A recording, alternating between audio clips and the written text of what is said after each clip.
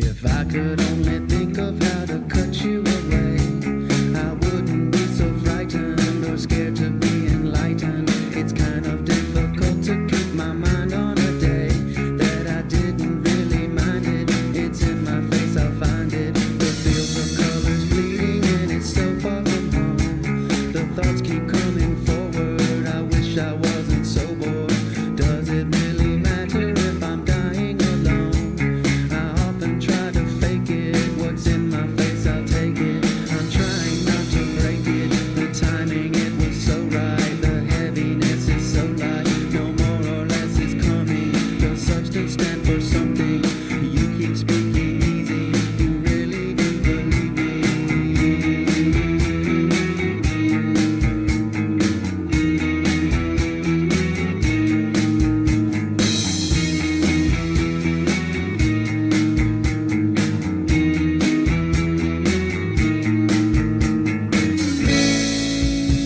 Please tell me where you're going. I hope my fear is showing, 'cause I'll never ever see you again. If I could have the heart to take a knife to my skin, I'd carve your name for comfort, a feeling there of some sort. It's been a small eternity tormenting within, so hard to keep it inside. My mouth waits for the surprise, staring out my window at a bird on the line. I wish I could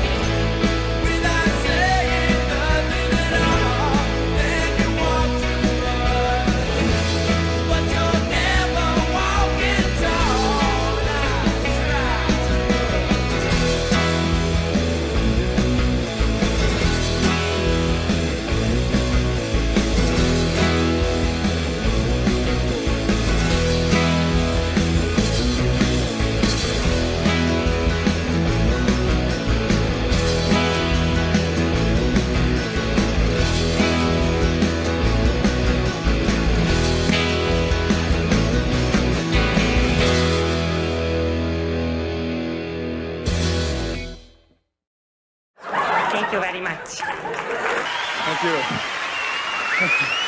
Thank you. Whew. Thank you very much.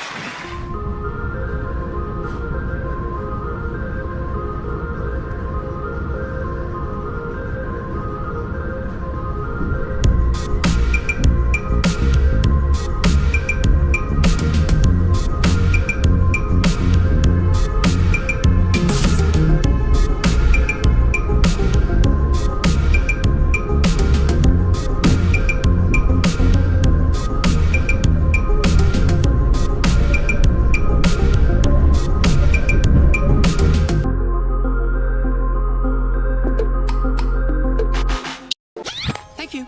Thank you. Thank you. Thank you. Thank you. Thank you. Thank you. Thank you. Thank you. Thank you. Thanks. Oh, thank you.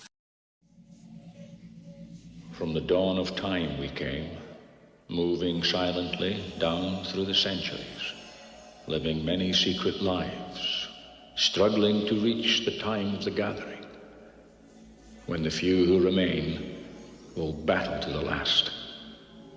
No one has ever known we were among you, until now.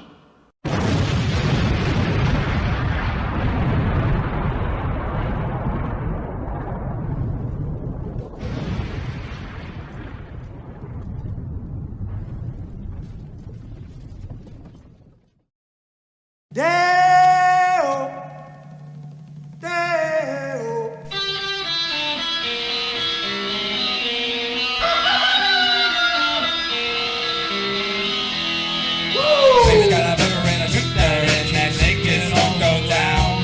Baby's got a burger and a shooter and that shake it won't go down. Corrosion, corrosion to her thighs, erosion, erosion of her pride. Baby's got a shooter, baby's got, baby's got corrosion now, corrosion now.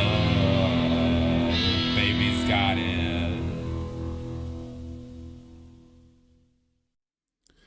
Happy Thanksgiving, everybody. Gobble, gobble, gobble. It's not Thanksgiving. Thanks for giving me the wrong information. That's what that is. Greetings and salutations from planet Earth. This is Uncle Warren here in Chicago. It's a little bit drizzly here on July 4th, Independence Day. Good day to stay indoors and watch Independence Day. If you haven't seen that movie, I think it's from 96. Oh, thanks, Chuck. I know, right? We got spicy. Can't keep things stale around here. We have to spice it up. We have to get spicy. Yeah, so if you're in the Chicago area, hopefully the rain will go away for you soon. I don't know. I think they're supposed to be doing that race car business today in the city. I don't know, maybe not. Maybe they do it tomorrow. Who knows? It's magic. How they just make all your driving paths disappear. So, that being said, we still have a chock full of nuts show for you today here on July 4th. We got a little poll going there. If you don't, if you're not into polls, you know, that's maybe it's not the kind of poll you're thinking about. So Americans, do you truly feel independent as a citizen? None of you said yes. 75% said no. And 25% said yes, but with restrictions.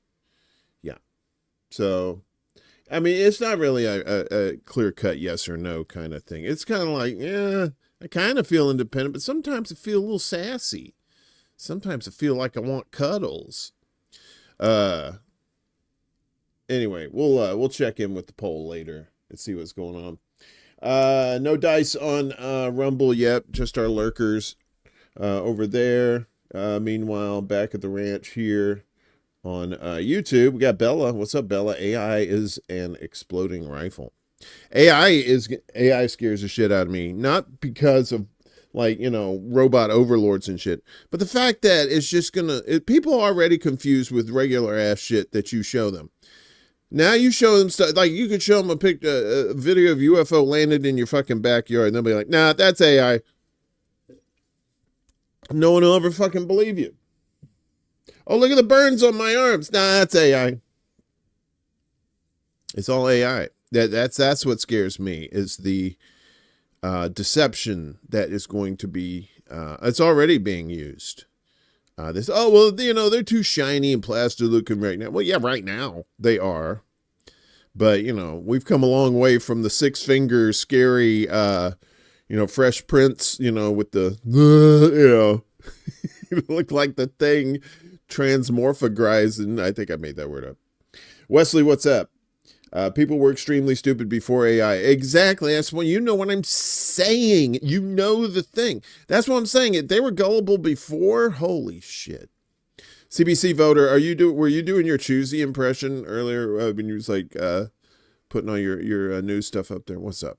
I'm just kidding. I love Choosy. I think Choosy's mad at me for me getting onto him for writing novellas in the fucking chat. I'm not mad at him. I'm just pointing out, that, you want to, increase your writing skills. That's good too.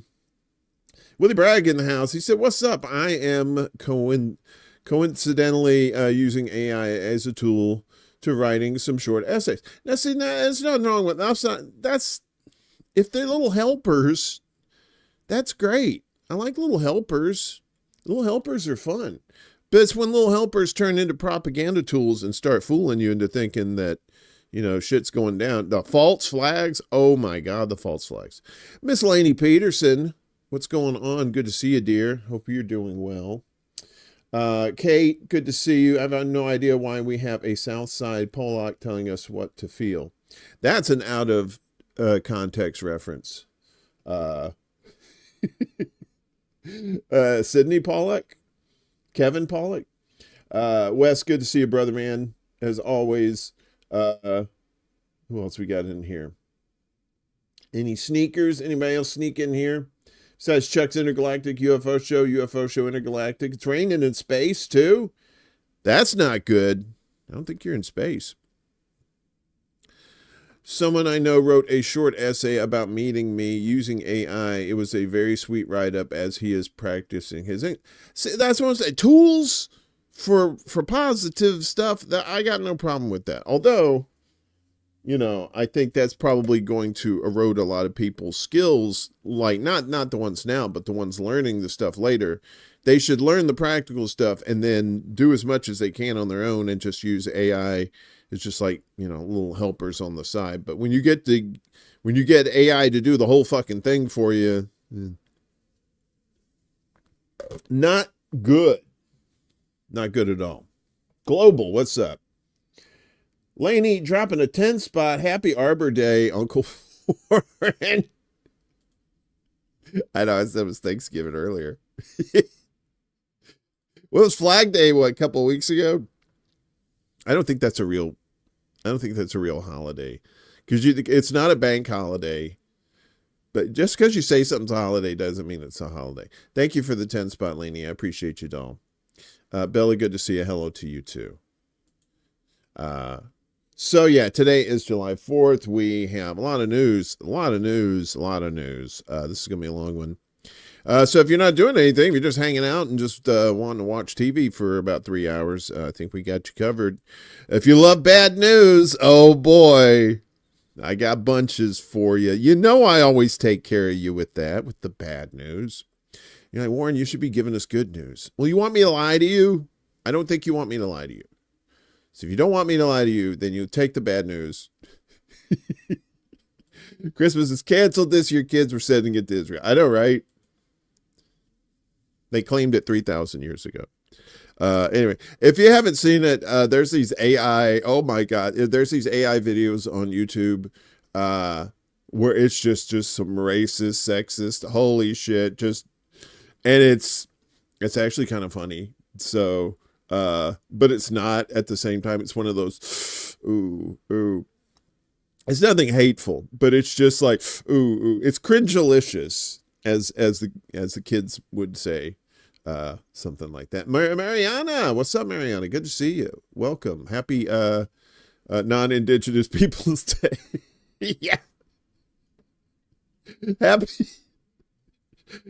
Happy President's Day. I hope you enjoy your sales. Do they still do? Oh, of course, Dingo ate me, baby. AI will be used in educating children in poor schools with an algo designed to keep them dumb and to not think critically. And the rich schools will have real teachers widening the class of. Yeah, and don't forget CRISPR. Don't forget CRISPR, CRISPR, where they can fix your genetics pre-birth, and I think they can do it right now. So that's some scary eugenics shit right there too. Okay. So anyway, we got a lot of shit to get to. I know some of y'all talking about this one big beautiful bullshit. Well, I guess it finally passed. We got to talk about it here, or at least tell you the nuts and bolts of it. U.S. House. So it passed the Senate, and now it's passed the House, barely. $3.9 trillion one big beautiful bullshit bill. Willie says extra. I don't celebrate July 4th, but I endorse a song called Independence Day by the Comsat Angels going back to 1983. Right on, right on. Look, I support camaraderie and fellowship and stuff like that, but if you actually think we're independent, you're so stupid. You stupid, Poppy. Why you say that? You stupid. Speaking of stupid, the U.S. House of Representatives narrowly approved the sweeping One Big Beautiful Bill yesterday, advancing a cornerstone of President Trumpy's legislative agenda just ahead of the self-imposed July 4th deadline, which was today. The bill, which passed with a tight vote of 217 to 214, they tried to kick the field goal with no time left on the clock, but it was blocked. Follows a 50-50 deadlock in the Senate earlier this week. Vice President J.D. Vance cast a tie-breaking vote, as is what the VP is to do in such cases in the upper chamber, paving the way for the House to hold its final vote. House Democratic Minority Leader Hakeem Jeffries put on a spectacle, made a dramatic last-minute stand against the legislation, holding the floor for 8 hours, 44 minutes, and 25 seconds, setting a new record for the longest bullshit in House history in an effort to make your party look better. I'm not going to tell you what it really says. That's pretty much what I said is true. Originally introduced on May 22nd, the bill makes the 2017 tax cuts permanent. Yay, you love those permanent tax cuts that you yourself don't get to enjoy. And introduces major shifts in fiscal policy. Among its most debated provisions is a temporary elimination of federal tax on service tips, creating a special deduction that would remain in effect until 2028. And service providers, service workers are not too thrilled about that, and I'll tell you why here coming up shortly. However, the bill's sweeping tax reforms and spending expansions come with a steep price tag. The CBO, you may know him as the Congressional Budget Office, estimates that the legislation could raise the national debt by $3.9 trillion. I thought they were trying to cut the debt. Wasn't that what they said? They got too much debt, y'all. I'm trying to do my Willie Bragg country voice. They got too much debt, y'all. We got to chop that debt off, son. Chop it off like John Wayne Bobbitt. Chop it, chop it, chop it, chop it. While tech billionaire Elon Musk has projected the figure could climb as $5 trillion. Key spending provisions in the bill include, that was a tribute to Willie, by the way. That was not, it's always a tribute to Willie. $46 billion to complete the Trump era border wall. You remember that in the first movie? Remember the first movie? He kept on about that fucking wall. Said Mexico was going to pay for it. $37 billion in new border security funding. $25 billion as a down payment for the Golden Dome initiative, or the Golden Showers initiative. $25 billion to accelerate domestic munitions productions. $15 billion allocated to nuclear deterrence. $29 billion for the U.S. shipbuilding industrial base, and a partridge in a fucking pear tree. The legislation now heads to the White House for Trumpy's signature, where he gets to do that crazy shit. That is, you look, man, you know it's a tribute. I'm Southern too, man. You know, we got to say like, hey, we go cut that shit. And then, you know, they turn around and say, well, you know, if Trumpy's for it. So we're going to talk about that. What the wealth from the poorest to the richest is going to do here coming up in a second.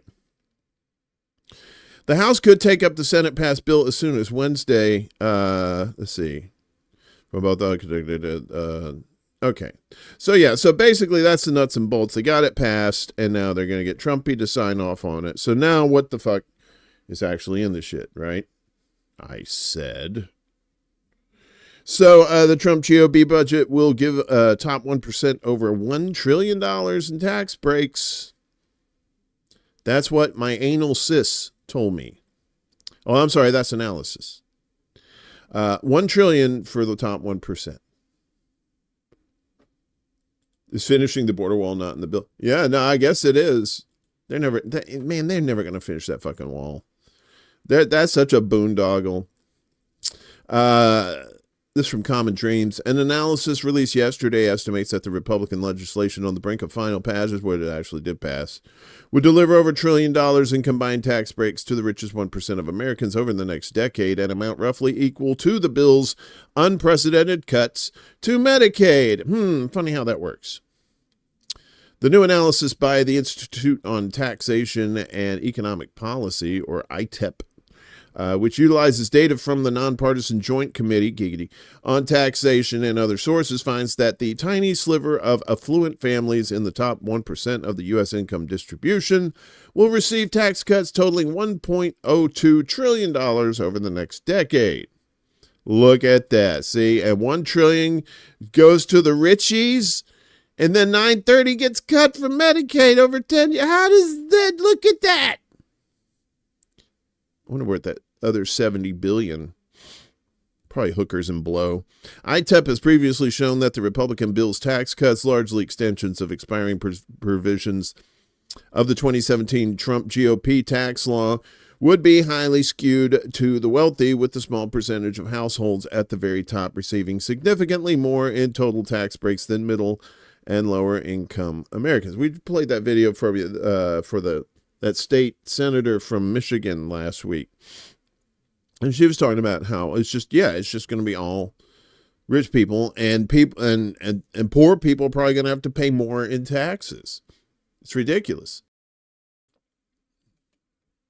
69%, nice, of the net tax cuts would go to the richest fifth of Americans in 2026. Only 11% would go to the middle fifth of Americans, and less than 1% would go to the poorest fifth. The group found the $107 billion in net tax cuts going to the richest 1% next year would exceed the amount going to the entire bottom 60% of taxpayers. ITEP's new analysis was released as Hakeem was doing his bullshit, which is later in the vote. Okay, so it's basically a swap out. They're taking Medicaid and giving it to rich people. If you want to boil it down to the nuts and bolts, they're taking Medicaid and giving it to rich people. That's what they're doing. Well, there's a little more nuance to it. Well, yeah, there is, but bottom line, that's what it is. So U.S. restaurant workers say no tax on tips is undermined by benefits cuts. See, a lot of these people that work in fast food, much like they do in Walmart, also get food stamps and stuff like that, too.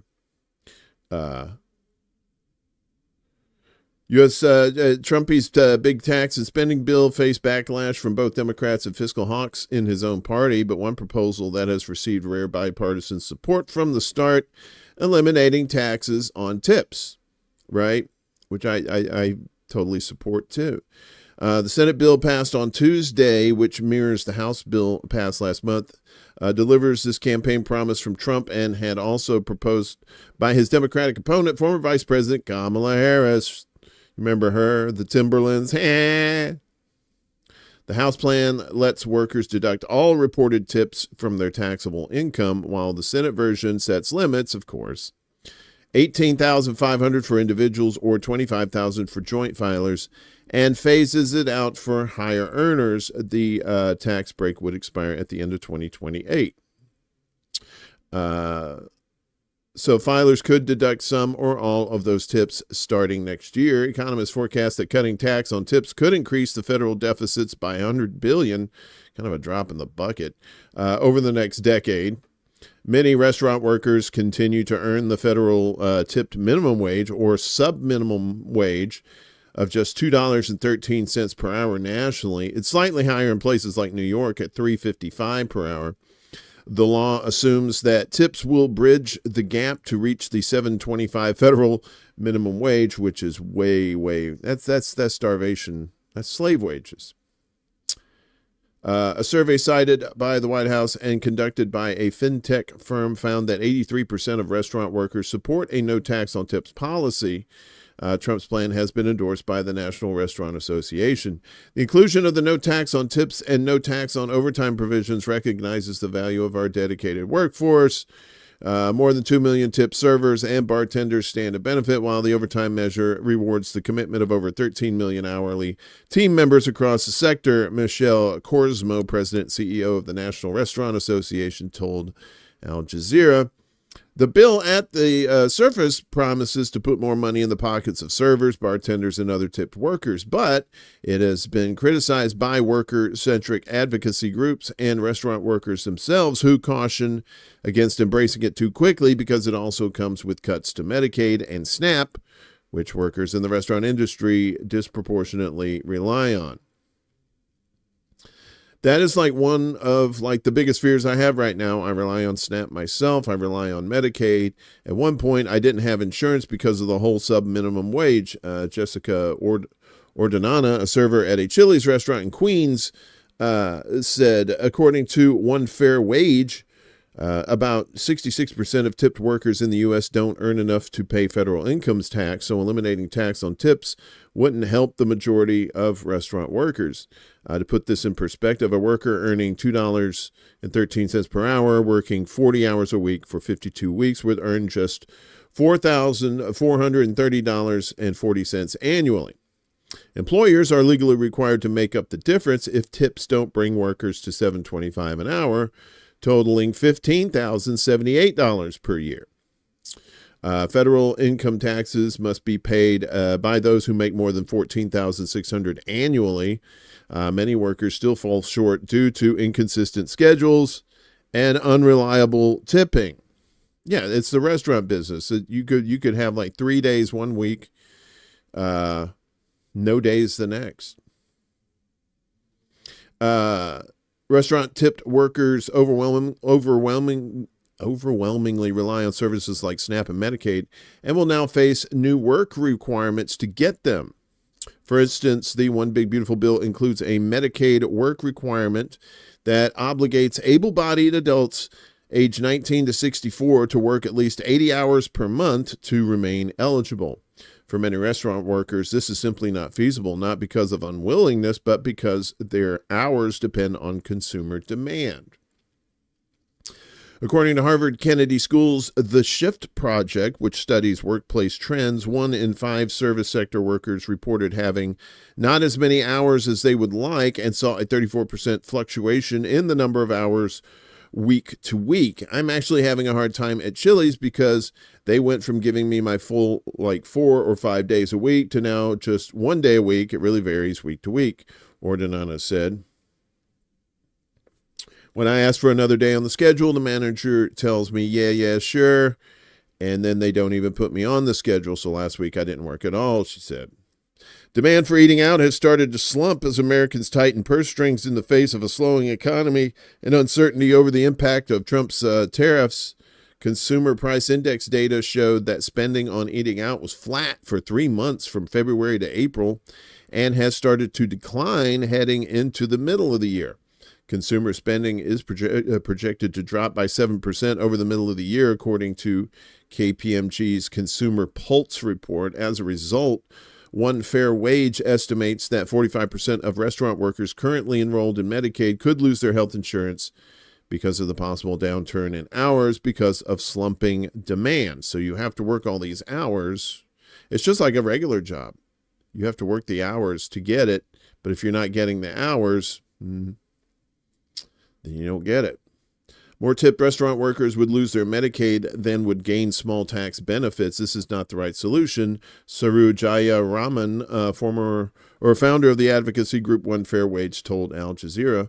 Why are these workers on Medicaid to begin with? Yeah, that's the thing. Because they earn a sub-minimum wage and can't afford to take care of themselves.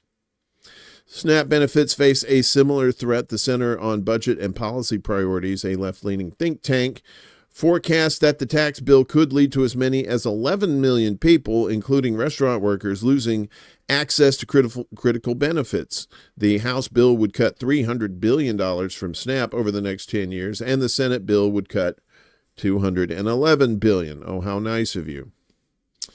Those cuts have to come out of benefits or eligibility. There is just no way that cuts to administrative costs, to streamline waste, fraud, and abuse, or whatever the talking points are about thinking. Those are benefits to eligible people. To achieve that kind of savings, you have to cut benefits to people. There's no way around it, and that's devastating. Ed Bolin, director of SNAP State Strategies at Center on Budget and Policy Priorities, told Al Jazeera, no, you don't have to cut SNAP. If you can have an almost $1 trillion military, you don't have to cut SNAP. Nationwide, 18% of restaurant workers rely on SNAP benefits, including Ordinana. She says, how am I going to eat? How am I going to survive? How am I going to pay rent? And then on top of that, I might lose benefits. How is this happening in America? Ordinana asked rhetorically. Yeah, it is a rhetorical question. How do you answer that? So one big beautiful bullshit on its way to Trumpy's desk, where he gets a robot to sign it for him. How appropriate. How's everybody doing this morning?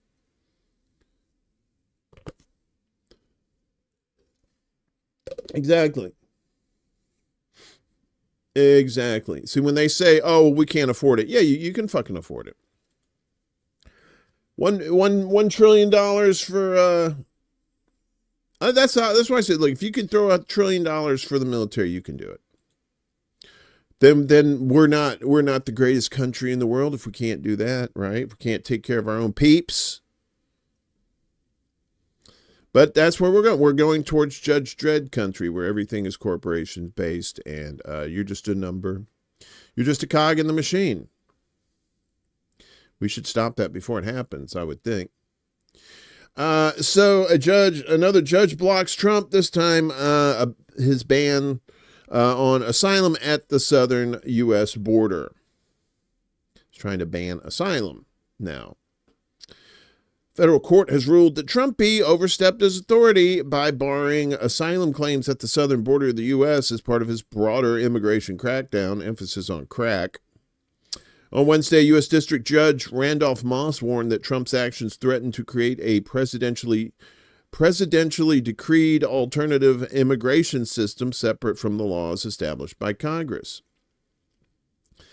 The country had previously enshrined the right to asylum in its laws, but on January 20th, upon taking office for a second term, Trump issued a proclamation invoking the Immigration and Nationality Act, that old bag of tricks.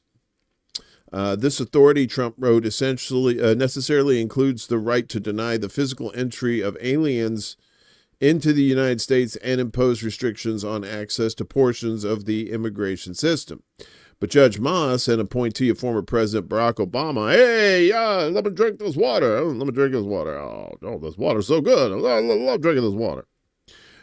Pushed back on that assertion in his 128-page decision. Nothing in the INA or the Constitution grants the president or his delegates, I never heard of that, the sweeping authority asserted in the proclamation, Moss wrote. He emphasized that the president had no power to replace the comprehensive rules and procedures in U.S. immigration law with an extra-regulatory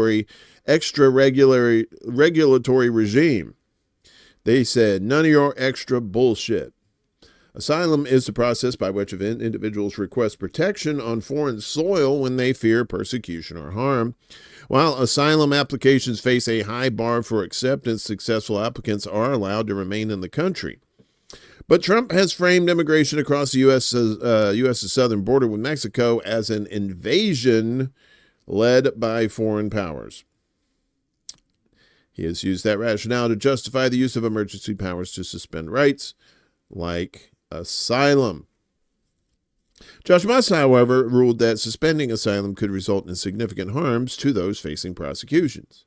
Which, yeah, they would. A substantial possibility exists that continued implementation of the proclamation during the pendency of an appeal will effectively deprive tens of thousands of individuals of the lawful processes to which they are entitled. Yes. Nevertheless, he gave the Trump administration a 14-day window to appeal. The administration is expected to do so because if Trump doesn't like anything else, he loves being in court or having his people in court. A local district court judge has no authority to stop Trumpy and the U.S. from securing our border from the flood of aliens trying to enter illegally, the White House spokesperson Abigail Jackson said in response to Wednesday's ruling. We expect to be vindicated on appeal. Nah, you probably won't. You probably won't. In court filings, the administration had also argued that it alone had the right to determine whether or not the U.S. was facing invasion. The determination that the United States is facing an invasion is an unreviewable political question, government lawyers wrote. It's like saying, look at all those people across the border. They're trying to get over here. They're trying to take all their stuff. Judge Moss expressed sympathy with another administration argument that the asylum processing system had simply become swamped with applications. Well, maybe, if you stopped fucking with other people's governments, maybe they would stay where they're at and they wouldn't try to get in your country. The court recognizes that the executive branch faces enormous challenges in preventing and deterring unlawful entry into the U.S. and in adjudicating the overwhelming backlog of asylum claims of those who have entered the country, he wrote. But he concluded U.S. laws did not award Trumpy the unilateral authority to limit the rights of aliens present in the United States to apply for asylum. The ruling comes as a result of a class action complaint filed by immigrant rights groups, including the Florence Project, not to be confused with Florence and the Machine, Las Americas Immigrant Advocacy Center, and RAICES, RAICES. The ACLU applauded Wednesday's decision as an important step in protecting Congress's powers to pass laws and protecting immigrants' rights. The president cannot wipe away laws passed by Congress simply by claiming that asylum seekers are invaders, ACLU lawyer Lee Gellernt said to the U.S. media. So that's the thing. When you talk about like these executive orders like that, you say, well, we need to get Jill Stein in the office, and if she won't get the help of the Congress, but she could do executive orders. And I heard that argument a lot, and I'm like, well, you could do executive orders, but they're not permanent. It's not laws. They're only as good as long as you're president, basically. Now, the next person might say, you know what? Dope idea. I'm hanging on to that. They might, but different presidents usually just won't do their own thing. That's why you need to get people in Congress to create laws and get the Supreme Court to eliminate bad laws. But that's not happening under the current system. So Trumpy still about that border. No fences. Not yet. Maybe. We go down to Florida. We're going to see Florida Man next. Florida men and women. And Florida troops. This is all designed to get you used to seeing troops everywhere, folks, because once the martial law hits, bingo, bango, bongo. Do. That's when the excrement's going to hit the oscillator. Excrement's going to hit the oscillator. Meanwhile, about 70 National Guard troops activated to protect Alligator Alcatraz, which is what I used to call my bedroom.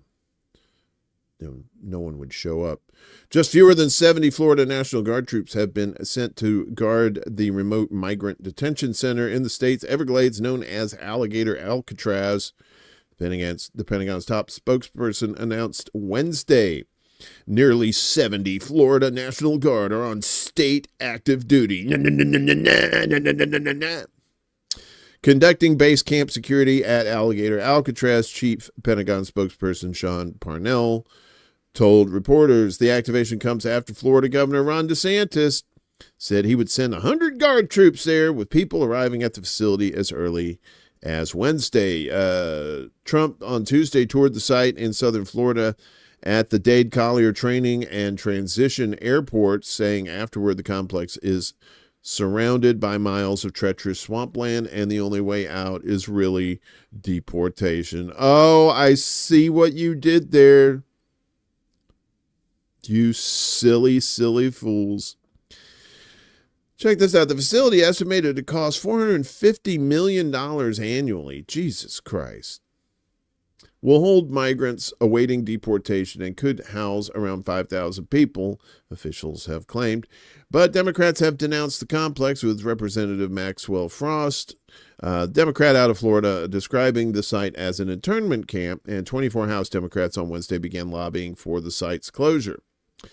They target migrants, rip families apart, and subject people to conditions that amount to physical and psychological torture in facilities that can only be described as hell on earth, Frost said in a statement last week. Now they want to erect tents in the blazing Everglades sun and call it immigration enforcement. They don't care if people live or die. They only care about cruelty and spectacle. That's, well, the spectacle part for sure. Alligator Auschwitz. Trump has increasingly used the military in his immigration crackdown, placing 8,500 service members at the U.S.-Mexico border and 5,000 in Los Angeles to protect ICE agents who have received pushback due to their sweeping immigration raids. Deportations are expected to ramp up after Senate Republicans overnight advanced a major spending package that injects tens of billions of dollars into immigration enforcement spending. That's part of that one big, beautiful bill. Look at these losers. Look, at least they got beds. At least they got fuckers. Wait a minute, that's not right. I am missing a story. What happened? Hang on one second here. What, did I not put that in there? Hang on just a second, folks. We're going to take a little time out and say hi to all our friends here. Good morning. What's going on? What's everybody doing today for the 4th of July? You have any idea? Do you want to tell me? Do you not want to tell me? It's okay. You can tell me. Let's see. I forgot to add this story. I don't know why I did this. I'm so silly. I'm so silly with biscuits. Where is that? Or did I take that out? No? Is that it? Okay. Thank you for standing by. I'm glad I kept this page open. I have so many little secret goodies and stuff behind the scenes. Okay, now we're good. All right. Yona, what's up, Yona? You're cooking Thai food, Wes? Nice. You know, in Thailand, you neither win nor lose. See, because it's a Thai. Yeah. All right. So, going back to Florida, or going down to Florida, as the Butthole Surfers once sang, going back, 200 Marines among those being sent to Florida to help ICE. Florida getting the troops, y'all. You getting stoned again, CBC? Very good. Smoke them or the weeds, as Yona says. The Trump administration is sending 200 Marines to Florida to aid federal ICE officers, according to a statement by U.S. Northern Command. The deployment is part of a broader push by the administration to ramp up deportations using active duty troops.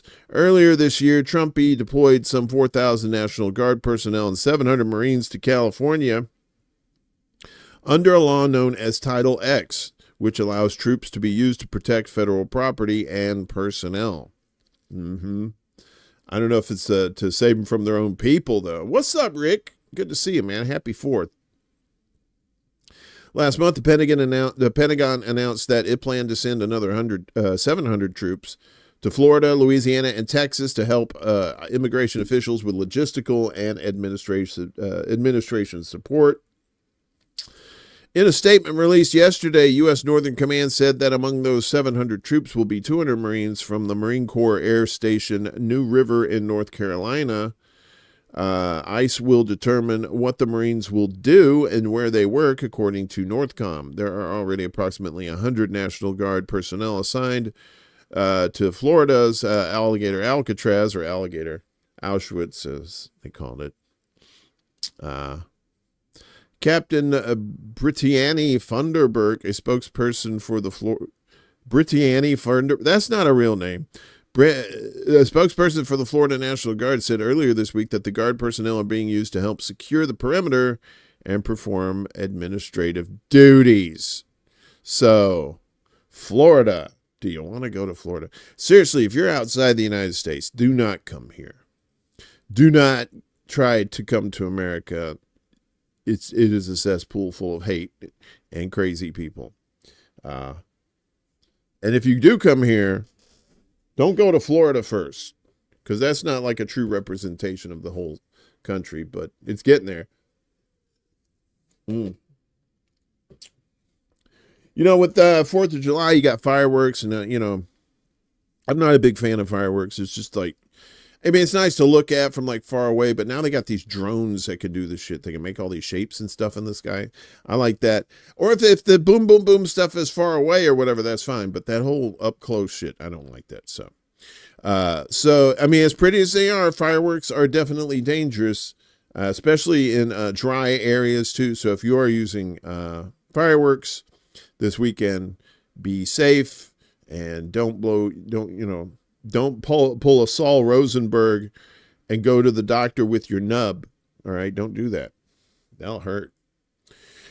So fireworks in Cali, big fireworks warehouse explosion sparks fire evacuations in California. I think we have a little video of this too. A powerful explosion tore through a fireworks storage warehouse in Yolo County. You only live once county.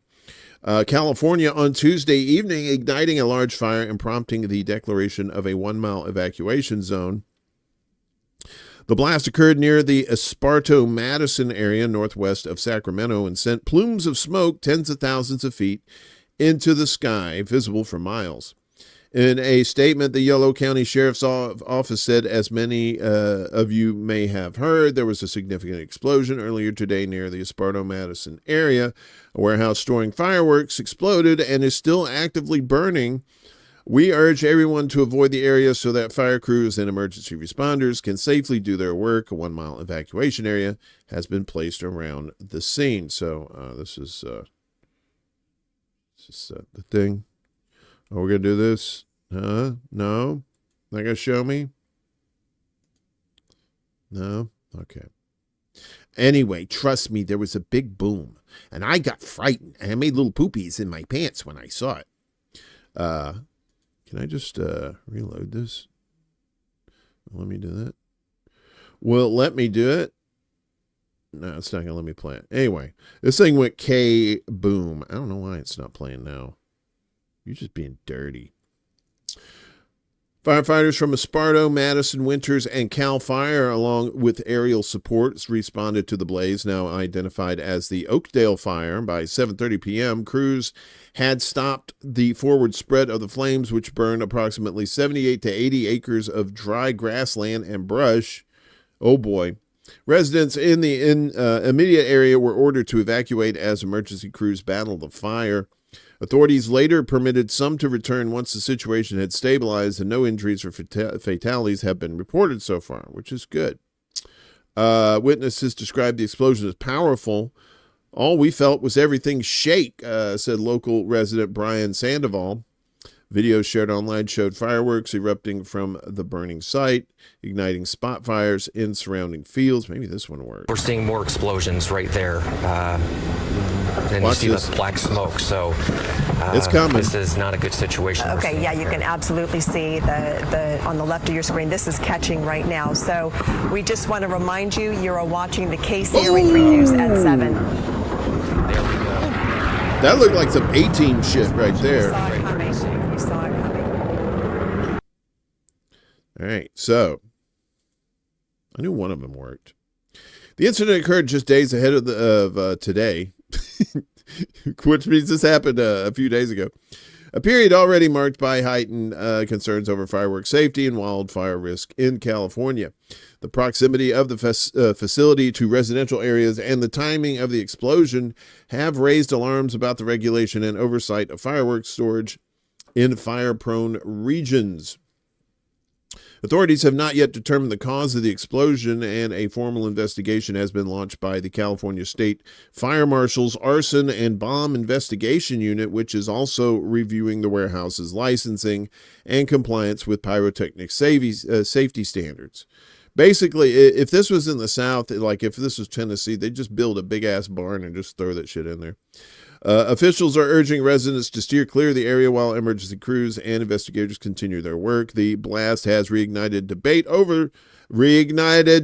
I see what you did there. See, the blast is over the risks posed by fireworks facilities located near populated and wildfire vulnerable zones. Well, yeah, you obviously want to keep those,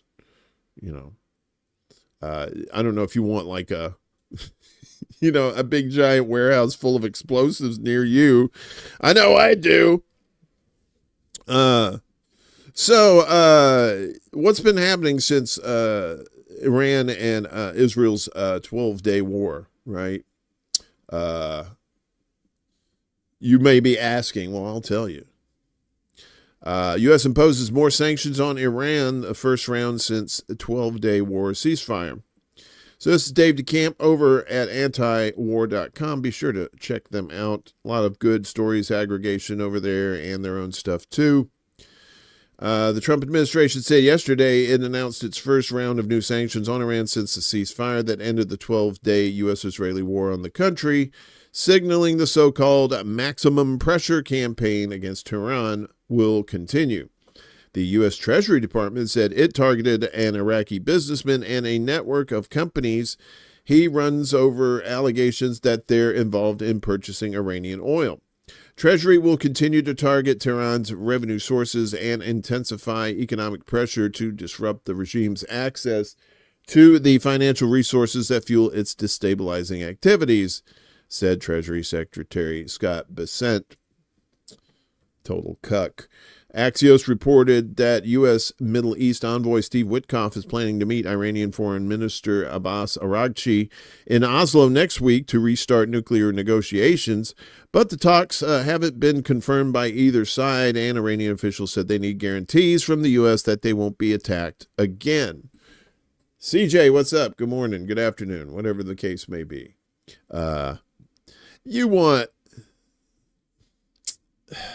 They want assurances that they need guarantees. They know the U.S. is a big bunch of fucking liars.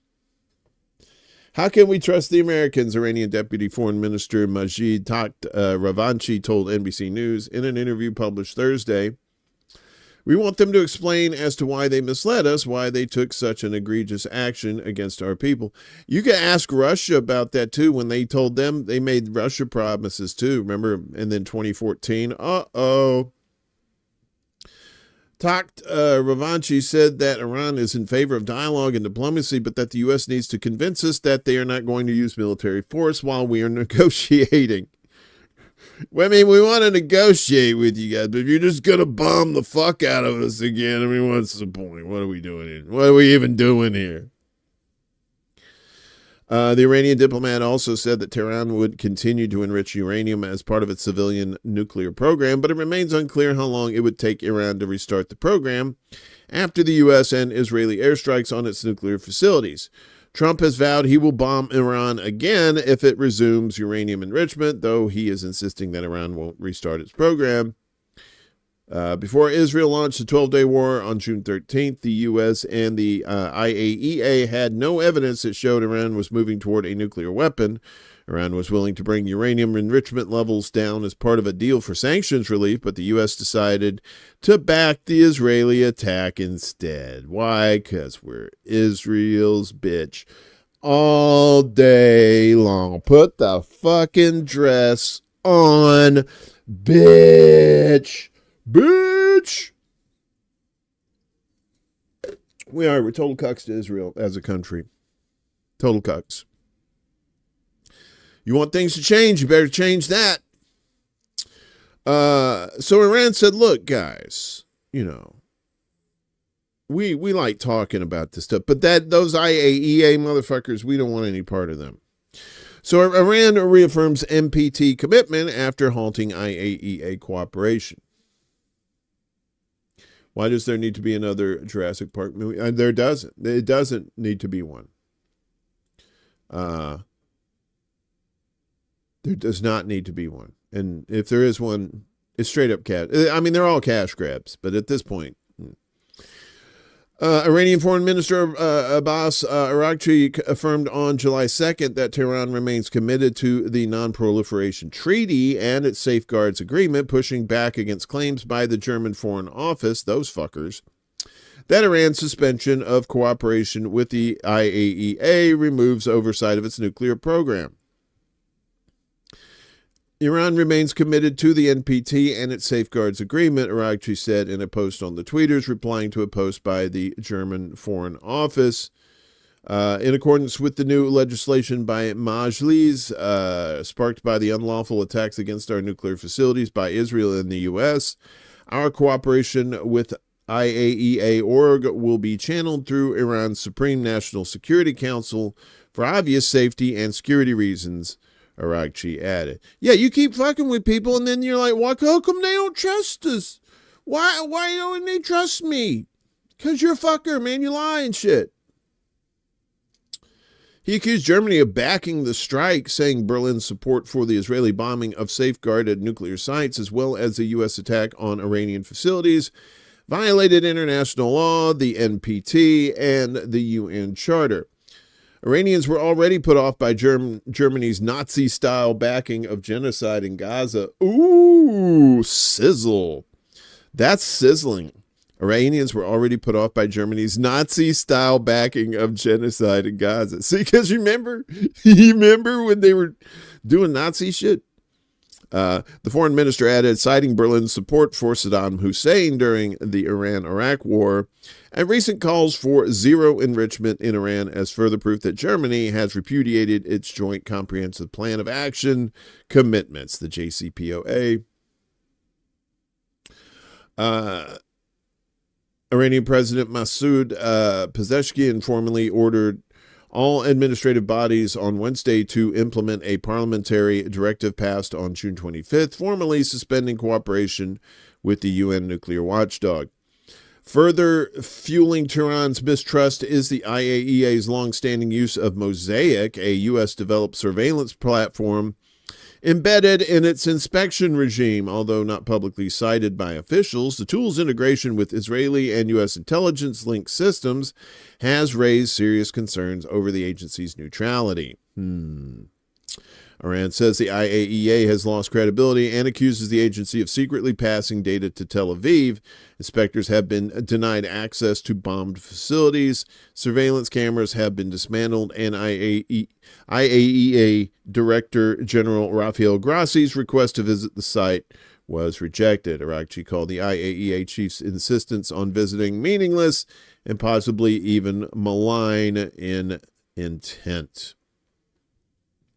So Iran's saying, look, we're still playing by the rules, but we're just not playing by these fuckers' rules. We want nothing to do with this IAEA business anymore. So that's the thing. You have to cut through all the bullshit. It's like, oh, Iran's doing all these terrible things. And that's what the public always hears. And then you're like, well, what are they doing? Stuff. What stuff? Reasons? No, that wasn't even a thing. What else we got here? So, this, as feared by some, the new Syrian government shifts from state bureaucracy to religious sheiks. Uh-oh. Here comes theocracy, just like the other one.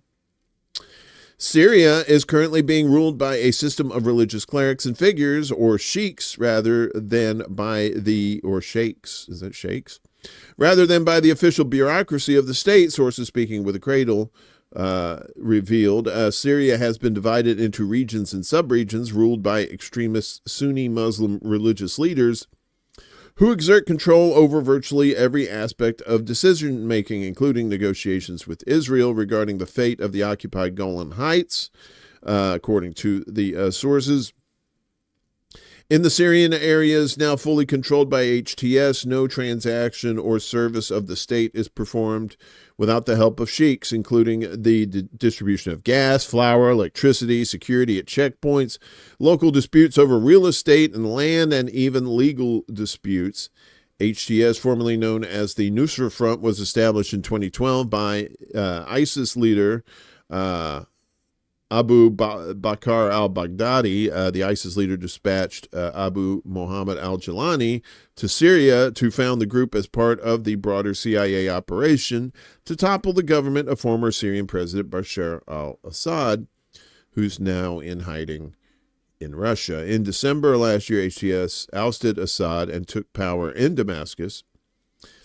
HTS leader Jilani, now known as Ahmad al-Shara, became Syria's de facto president. The sources stated that each local sheikh is administratively linked to a higher Sharia council overseen by a little-known body that has become an administrative cover for a system of religious rule with authority over legislative and military decision-making. A former employee of a local council in Idlib told The Cradle, "We had no real power. Appointments, funding, relationships with organizations, and even food aid go through the sheikh, not the state. The sheikh's decisions are more binding than any law." Okay. Since Ahmad al-Shara's rise from ISIS leader to the de facto ruler of Syria, he has been working to build his own authoritarian model, one that bears no resemblance to the previous Syrian state and is not subject to a democratic or civil system. It is a model that excessively religiously legitimizes power, undermining modern structures in favor of a bureaucratic religious rule run by extremist figures who view Syria's minority religious groups as unbelievers who do not deserve equal rights with Muslims and can even be killed under certain circumstances. In March, government-affiliated armed factions massacred at least 1,600 Alawite civilians over 3 days across Syria's coast. A source close to the committee told The Cradle Shara runs a kind of supreme religious council coordinating between sheiks in the judiciary, economy, and education. Even negotiations with foreign powers do not take place outside this framework. Perhaps most consequential is the control of this religious leadership over matters regarding Syria's sovereignty, with a gradual political shift under Damascus's authority after Bashar al-Assad's departure. Reports emerged that Shara had begun, through intermediaries, opening channels of communication with Israel to negotiate the future of the Golan Heights. European diplomatic sources confirmed to The Cradle that unofficial envoys close to Shara expressed during closed meetings their willingness to offer guarantees regarding the Golan Heights and open a conditional negotiation process in exchange for international recognition of Shara's rule as an independent transitional authority. Israeli media reported on June 28 that Tel Aviv and Damascus would sign a peace agreement before the end of 2025. Under the terms of the agreement, Israel will gradually withdraw from all Syrian territories it occupied following its incursion into the buffer zone on December 8, 2024, including the summit of Mount Hermon, I-24 News wrote, citing Syrian sources. Israel occupied the Syrian Golan Heights during the Six-Day War in 1967. A demilitarized buffer zone was established in the Golan following the 73 Yom Kippur War. Israeli forces occupied new territory in Syria in the buffer zone and beyond after militants from HTS toppled Assad back in December. So that's where Syria looks like they're headed. As the country really is being torn apart. Really, you got U.S. influence there too. There's Turkey in the mix. I mean, you know, I really feel bad for the actual Syrian people who have no idea what the fuck's going on. And it's always those people who always get fucked the worst, right? Good morning, Miss Ellen, over there on Facebook. Good to see you. I hope you're doing well. Meanwhile, speaking of fuckery, same as it ever was. Israel kills more than 300 in Gaza in 48 hours as focus intensifies on GHF.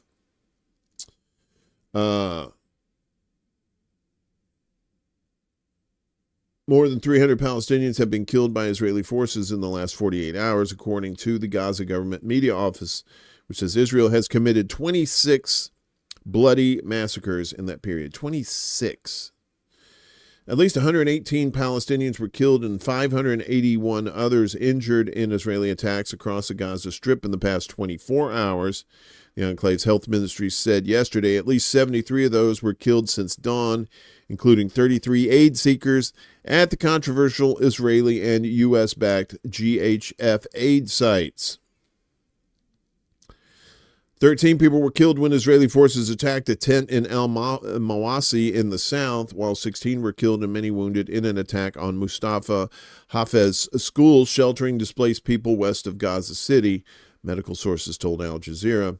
Ahmed Mansour, a displaced Palestinian taking shelter in the school building, said, "We woke up to fierce Israeli airstrikes. It felt like an earthquake. People say it was a drone attack, but the sound was horrifying, relentless shelling.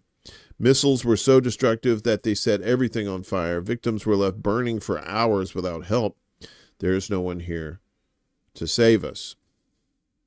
The government media office statement on Thursday said the attacks over the last 48 hours had targeted civilians in shelters and displacement centers overcrowded with tens of thousands of displaced people, public rest areas, Palestinian families inside their homes, popular markets, and vital civilian facilities, and starving civilians searching for food. Hamas. Reporting from Deir al-Balah on the latest killings of Palestinians near GHF aid centers, Al Jazeera's Tariq Abu Azum said people describe scenes of horror as they wait for hours just hoping to get their hands on basic food supplies, only to be met with sudden and unprovoked gunfire. I've been speaking to a number of survivors this morning, and they told me such heartbreaking testimonies, and they shared the horrific scenes that unfolded near the GHF-run aid centers. They told me that there was no prior warning, no prior indication, just gunfire ripping through the crowd, desperate Palestinians scattered for cover as bullets flew. They told us that emergency services and medical teams were not able to access the area due to the intensity of the gunfire. This absolutely reflects the collapse of the humanitarian landscape here in Gaza, he said. U.S. contractors ostensibly guarding aid distribution sites in Gaza have been using live ammunition and stun grenades as hungry Palestinians scramble for food, according to accounts and videos obtained by the AP. Live ammunition.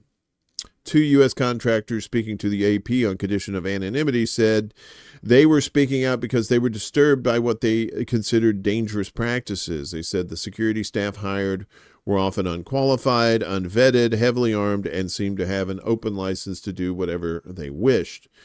Later yesterday, GHF released a statement of denial. Of course they did. GHF launched an immediate investigation when the AP first brought these allegations to our attention. Based on time-stamped video footage and sworn witness statements, we have concluded that the claims in the AP story are categorically false. Wait a minute, you investigated yourself?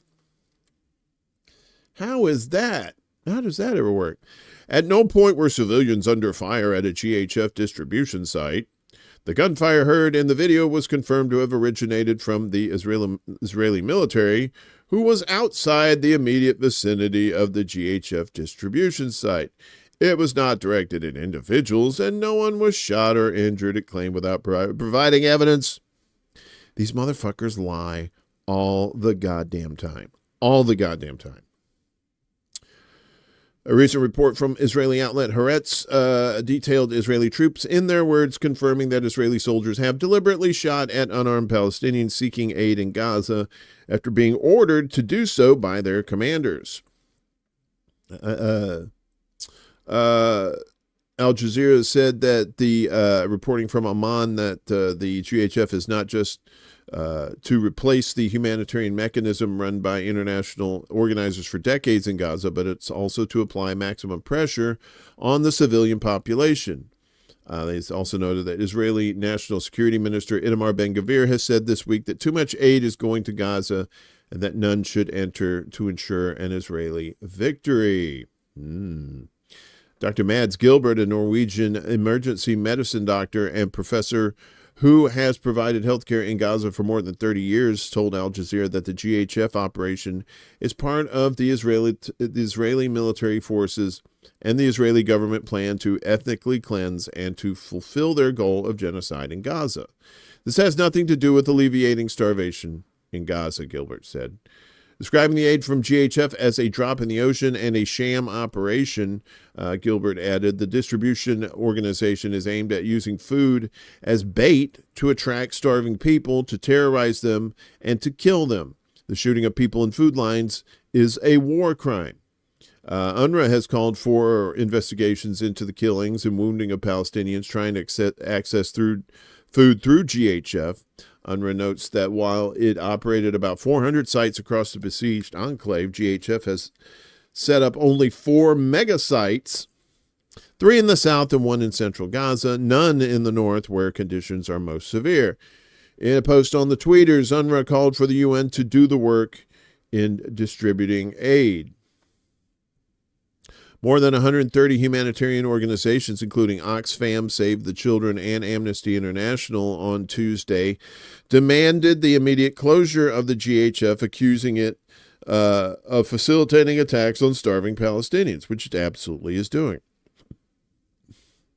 The NGO said Israeli forces and armed groups routinely open fire on civilians attempting to access food. Since the GHF began operations in late May, more than 650 Palestinians have been killed while seeking aid, and nearly 4,000 have been wounded. Meanwhile, Hamas has said it's studying a new proposal for a 60-day ceasefire in Gaza, but insisted it is seeking an agreement that would bring an end to Israel's devastating war. Hamas said in a statement on Wednesday that it had received proposals from the mediators and is holding talks with them to bridge gaps to return to the negotiating table and try to reach a ceasefire agreement. The Palestinian group said it was aiming for an agreement that would end the Gaza war and ensure the withdrawal of Israeli forces from the enclave. The announcement came a day after Trump said Israel had agreed to the ceasefire proposal and urged Hamas to accept the deal before conditions worsened. Trump has been increasing pressure on the Israeli government and Hamas to broker a ceasefire and an agreement for the group to release the Israeli captives held in Gaza. So GHF, replaced all these other aid organizations over there because and just a little recap. The reason they replaced them is they said that Hamas was using these GMOs trucks and stuff to get into places. So you use our trucks, they won't get in. And now the aid doesn't get in at all. I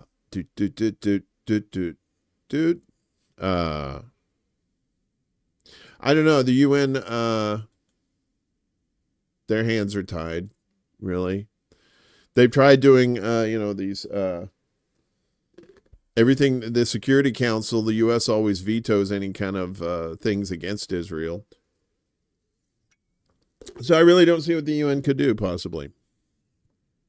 Switzerland said we want none of this nonsense as they dissolved Geneva branch of Gaza Humanitarian Foundation.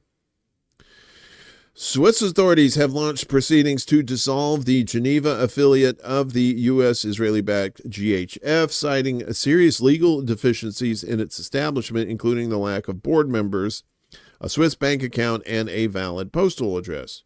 The announcement was made on July 2nd in the Swiss Official Gazette of Commerce, with the Federal Supervisory Authority for Foundations, the ESA, issuing a 30-day notice for any creditors to come forward before the group's formal termination. According to the ESA, GHF confirmed to the ESA that it had never carried out activities in Switzerland and that it intends to dissolve the Geneva registered branch. Last week, local officials in Geneva issued a separate warning demanding GHF rectify deficiencies in the organization within 30 days or face further action. On July 1st, Israel's military acknowledged that civilians had been harmed near these centers. Oh, that's very big of you. Had been harmed. Saying troops had received updated instructions following lessons learned. GHF began operating in Gaza on May 26 and has overseen a heavily militarized aid model condemned by humanitarian agencies and international observers. And then some of the deaths that have, we already told you about that. The foundation, registered in Delaware, lists no staff or local presence. A BBC investigation found its registered office empty and unnamed legal representation listed as its only official contact. GHF claims to have delivered over 52 million meals in 5 weeks and blamed the looting of other aid groups for the need to militarize its operations. It employs over 300 armed U.S. contractors, including firms led by former CIA officers. Aid sites are fenced, fortified, and jointly guarded with Israeli troops who lack the equipment for crowd control without resorting to lethal force, according to testimonies by GHF personnel themselves. Those same testimonies highlight the deliberate violence inflicted by GHF guards, with the aid lines described as Squid Game-style zones where people are gunned down while trying to reach food. Yeah, there you go. So hopefully we'll see more of that. We'll see more of the world coming down on Israel as they should. So we told you about maybe a few weeks ago, we had a story about ISIS in Israel using ISIS in Gaza, right? For the leading people to these places to get shot. So now Israel arms new anti-Hamas militias in Gaza. Hebrew media reported on July 3rd the presence of 2 new Israeli-backed armed groups operating against Hamas in the Gaza Strip.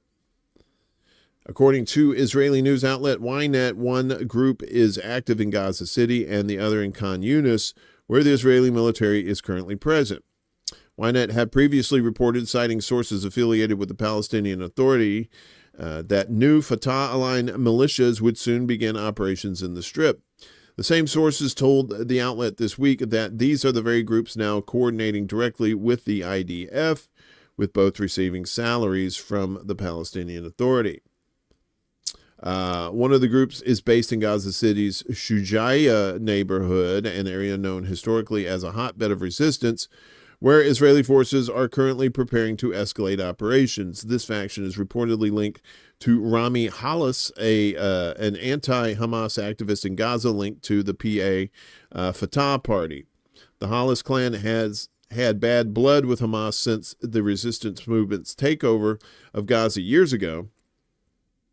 Halts and his men are heavily armed and are now receiving Israeli protection and operational cover, sources cited by Ynet say. The second militia based in the southern city of Khan Yunis is said to be led by a man named Yasser Nadik, who is receiving Israeli aid both in weapons and humanitarian supplies, as well as a salary from the PA. He also hails from a Fatah-linked family in Gaza, according to what has been circulating.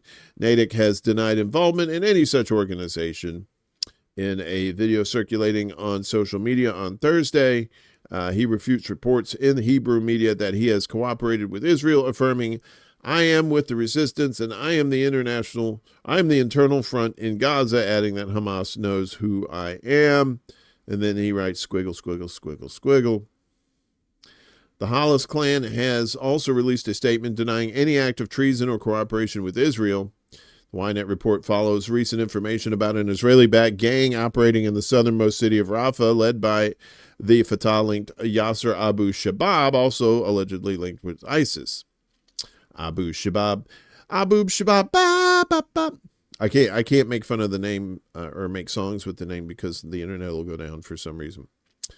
So Abu Shabab and his group were confirmed to have been receiving Israeli support and are behind the looting of humanitarian aid convoys in Gaza. The gang is also responsible for scouting and securing territory ahead of Israeli military operations. Additionally, Abu Shabab has been accused of drug trafficking because, of course, he has.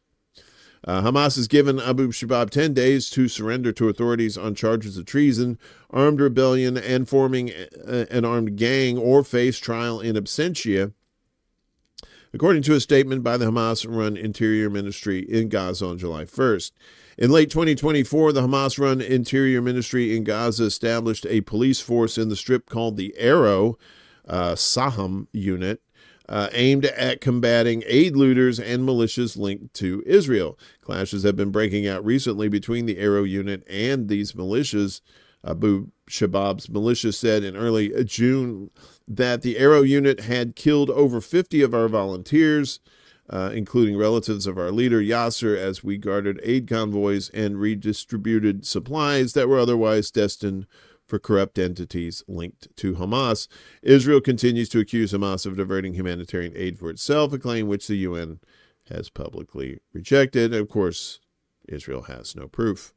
When you have no proof and you just say shit, you just keep talking, you know, and you're like, well, where's your proof? Well, here's the proof. No, that's not proof. That's some bullshit you made up. Where's the proof? Come on, man, we're victims. Meanwhile, Israeli spy-linked apps exposed as fueling Tel Aviv's war economy, because normally it's everything else like tourism and stuff that would fuel the economy, but not anymore. A new investigative report by Nate Baer for Do Not Panic has uncovered that dozens of popular mobile applications with billions of downloads are developed by companies founded and operated by former Israeli military and intelligence personnel, raising serious concerns about user privacy, data surveillance, and indirect support for the Israeli occupation's war economy. These apps, which include image editors, games, transport services, and call screening tools, are widely available on both Apple's App Store and Google Play, yet often mask their Israeli origins behind complex ownership structures. While most users remain unaware of the links, these companies are reportedly generating significant revenue that, according to the investigation, is channeled into sustaining Israel's apartheid and genocidal policies. One of the most prominent companies highlighted is Zippo Apps, founded by former Unit 8200 officers, whose products, including Collage Maker and InstaSquare, have surpassed 100 million downloads. The report also draws attention to Lightricks, creators of the widely used Facetune, and Bazaart, an AI-powered editor, both co-founded by veterans of Israeli military intelligence. In the mobile gaming space, Supersonic, a subsidiary of Unity, reportedly generates over $23 million annually and counts billions of global installs. Its founder, Nadav Ashkenazi, served nearly 8 years in the Israeli Air Force, rising to head of operations. Other major players include Crazy Labs, Playtika, and Call App, all with deep military ties and substantial revenue streams. Playtika alone reported over $2.5 billion in revenue, with 14% of its staff called up to serve in the unfolding genocide in Gaza. The transport and urban mobility sector is not exempt. MoveIt, a widely used transit app and official partner of major global sporting events, was founded by Mamrim alumni, the Israeli occupation's elite military computing unit. Ride-hailing platform Get and the well-known GPS app Waze also trace their origins to former 8200 operatives.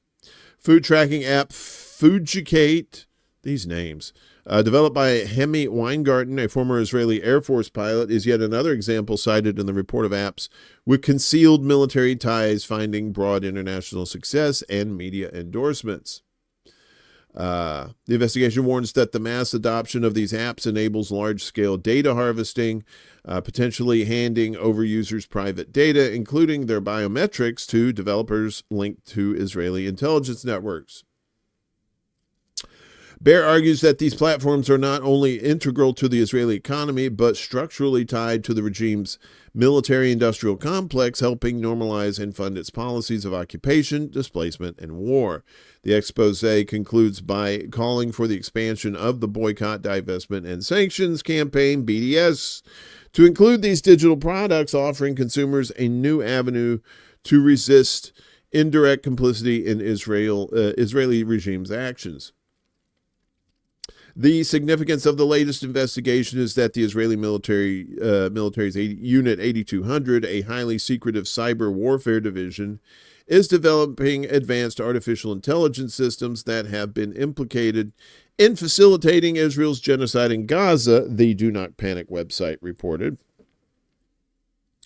According to the report, Unit 8200 is actively involved in building AI systems for leading global technology and AI companies. Former members of Unit 8200 specializing in AI, machine learning, and big data are now employed by major tech firms such as Meta, Google, Apple, Amazon, Microsoft, OpenAI, and NVIDIA, which is recognized as the world's foremost AI company. The website disclosed that these specialists are dispersed globally with bases ranging from San Francisco and New York to Spain, Switzerland, London, and occupied Al-Quds. The report further highlighted that many of these AI experts from Unit 8200 are now driving innovation in AI startups and being celebrated by corporate media as the next wave of AI leaders. Because that's what you want. You want a whole bunch of Zionists up in your shit. So watch these apps, guys and gals, and all our other pals. Whenever you check out these apps, right? I always see the scrolling ones, like The Last War or something, where you just you shoot like this thing, and then you get all these people, and then you shoot all these other things. Lucy in the house. What's up, Blue Moon Red Wine? Yes, Zio apps are evil, Chuck. They are straight up evil. Israel moves like the Sith. Yeah. They probably got some tips from the evil empire in Star Wars. Speaking of which, a new bill would give Israel access to B-2s, massive bombs to strike Iran. Uh-oh. As if one big beautiful bill wasn't enough. A new bipartisan bill in Congress would give Israel access to U.S. weaponry to conduct strikes on Iran's nuclear facilities, similar to the one ordered by Trumpy last month. The Bunker Buster Act was introduced by Josh Gottheimer, a Democrat out of New Jersey, and Mike Lawler, a Republican out of New York. Iran, the leading state sponsor of terror and one of America's top enemies, could never have a nuclear weapon. That's why I strongly supported our military actions earlier this month, a statement from Gottheimer said. Iran has killed scores of Americans, including our service members, and repeatedly attacked our key democratic ally, Israel. Israel must be able to defend herself against Iran and ensure that Iran cannot rebuild its nuclear capacity. When did Iran kill scores of Americans? That's what I don't remember that. When did that happen? When did they kill us? Gottheimer introduced similar bills in previous Congress sessions. If passed, it would give Israel access to American B-2 bombers and 30,000-pound bunker-busting bombs that are currently only used by the U.S. On June 22nd, Trump deployed B-2s and the massive bombs to strike nuclear facilities in Iran, while the legislation would require Iran to be working on a nuclear weapon before having access to American arms. Politicians in Washington and Tel Aviv have long asserted that Tehran was building a nuclear weapon without evidence.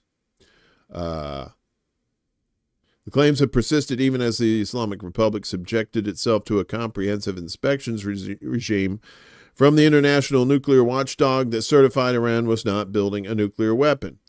The false claims that Iran was within weeks of obtaining a nuclear weapon were used by Tel Aviv and Washington to justify their aggressive war against Iran last month, and have been using that to demonize Iran for well over 30 years, if not longer than that. On Wednesday, Tehran announced it was removing international nuclear inspectors in response to the massive bombing campaign carried out by the U.S. and Israel. So basically, Iran told the United States, fuck me? No, my friend. Fuck you. As well they should. No one should trust the United States at this point. No country should. The country, if the United States, look, if you're a country out there and the United States promises you some shit, just go, don't even get it in writing. They'll put it in writing for you and they'll still fuck you. Because they do not care. They do not care. UK don't care either. UK secretly hosts Israeli military planes bombing Gaza. Oh, see. UK should stand for you cunt. But that would be UC. Never mind. According to flight data analyzed by Dropsite News, Britain's Labour government has permitted at least 3 Israeli Air Force planes, which were involved in the bombing of Gaza, to land in the UK since assuming office, though this has been done secretly, of course. You love Israel so much, do it out in the open, huh? Oh, no. Flight data reveals that between September 2024 and June of this year, Israel's KC-707 Re'im aerial refueling planes made 9 separate stopovers in Britain while traveling between Israel and the U.S., with 8 of these flights remaining in the UK for 1 to 3 hours before continuing their journey, suggesting possible refueling operations on British soil. Although the planes were concealed in commercial flight tracking databases, Dropsite News managed to identify them by analyzing unfiltered flight transponder data, revealing their movements despite efforts to obscure them.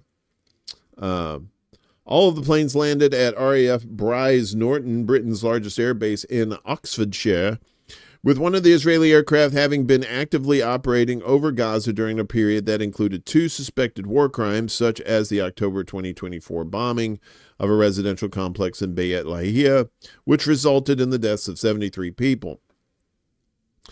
On Friday, 2 members of the activist group Palestine Action successfully infiltrated the RAF Brize Norton base, where they proceeded to damage 2 military aircraft as part of a protest against the UK's complicity in facilitating Israel's continued military offensive in Gaza. The activists targeted 2 Voyager aircraft. Oh no, not Voyager. They'll get lost in the Delta Quadrant. Pouring red paint into their engines and using crowbars to damage critical components as part of their protest action. The former Labour Party leader Jeremy Corbyn, now an independent MP for Islington North, recently introduced a parliamentary bill calling for an independent investigation into Britain's significant yet shadowy role in supporting the Israeli war on Gaza. Israeli F-35 jets are bombing hospitals and civilians in Gaza, Corbyn told Dropsite, emphasizing that it is simply unconscionable that Britain would allow any Israeli warplanes to refuel on British bases, and implicates the government in the gravest breaches of international law. When asked by Dropsite News about the Israeli Air Force flights in Britain, including whether the planes had refueled on UK soil, the Labour-led Ministry of Defence did not provide answers. The Ministry of Defense stated that it does not offer ongoing commentary about the movements of foreign military aircraft within the country. Say, UK, you suck. Meanwhile, the U.S. is halting all military shipments to Ukraine. Uh-oh. Where am I going to get cocaine now? Any hot blonde Borgs on board? Ooh, 7 of fine. The U.S. has suspended all military equipment and ammunition deliveries to Ukraine, including all types of shells and spare parts, The Economist has reported, citing Ukrainian officials. Washington had earlier confirmed a decision to halt certain key arms shipments, citing low stocks. We already gave you enough of our shit. You fucked that up. The decision reportedly followed an internal review of American weapons reserves ordered by the U.S. Defense Secretary Pete Hegseth. According to Politico and NBC News, the initial report suggested that the decision would stop the supply of Patriot missile interceptors, Stinger and AIM air-to-air missiles, hundreds of Hellfire and Gimler's systems, and thousands of 155 millimeter artillery shells. According to The Economist, the suspension of military aid was actually total. Ukrainian officials say that, in fact, all shipments of American weapons, including shells and spare parts, have been halted, the outlet said Wednesday, adding that U.S. officials have denied that. The U.S. envoy to NATO, Matthew Whitaker, told Fox News on Wednesday that the decision to halt certain aid was made as part of the Trump administration's America First policy aimed at ensuring America's own strategic defense capabilities. America First. Pentagon spokesman Sean Parnell said that we can't give weapons to everybody all around the world. We have to look out for America and defending our homeland and our troops around the world. And man, nobody's attacking us here. Neither official provided details about exactly which shipments were suspended. The move could be part of a bigger plan to end U.S. support for Kiev altogether, The Economist suggested. No money for Ukraine was included in the big, beautiful budget bill promoted by Trumpy, the article noted. Funding allocated for Kiev within the regular Pentagon budget would be cut further under the budget request for fiscal year 2026, the outlet said, citing officials. U.S. support for Ukraine has come mostly in two forms: Presidential Drawdown Authority, the PDA, which allowed Trump's predecessor, Sleepy Joe, to send weapons to the country out of the Pentagon stocks, and the Ukraine Security Assistance Initiative, the USAI, under which Washington ordered arms from manufacturers.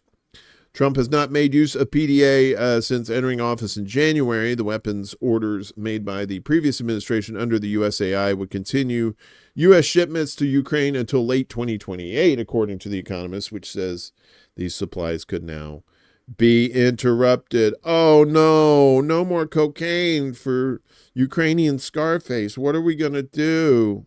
I'm going to cry a whole bunch and probably eat myself into a big fat coma. You know, Rare Earth is not just a great band from the 60s. It's also shit we need to make things work in this world, I guess, now. That's where we're at. As China's rare earth grip forces U.S. concession. Oh, you mean Trump, he had to bend? Foreign Policy reported on Monday that China is set to greenlight a new agreement allowing rare earth exports to the U.S., marking a potential turning point in a tense area of U.S.-China economic relations.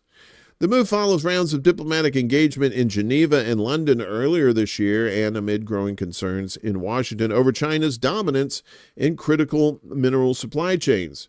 Rare earth elements are essential to U.S. industries, with applications ranging from consumer electronics to advanced weaponry.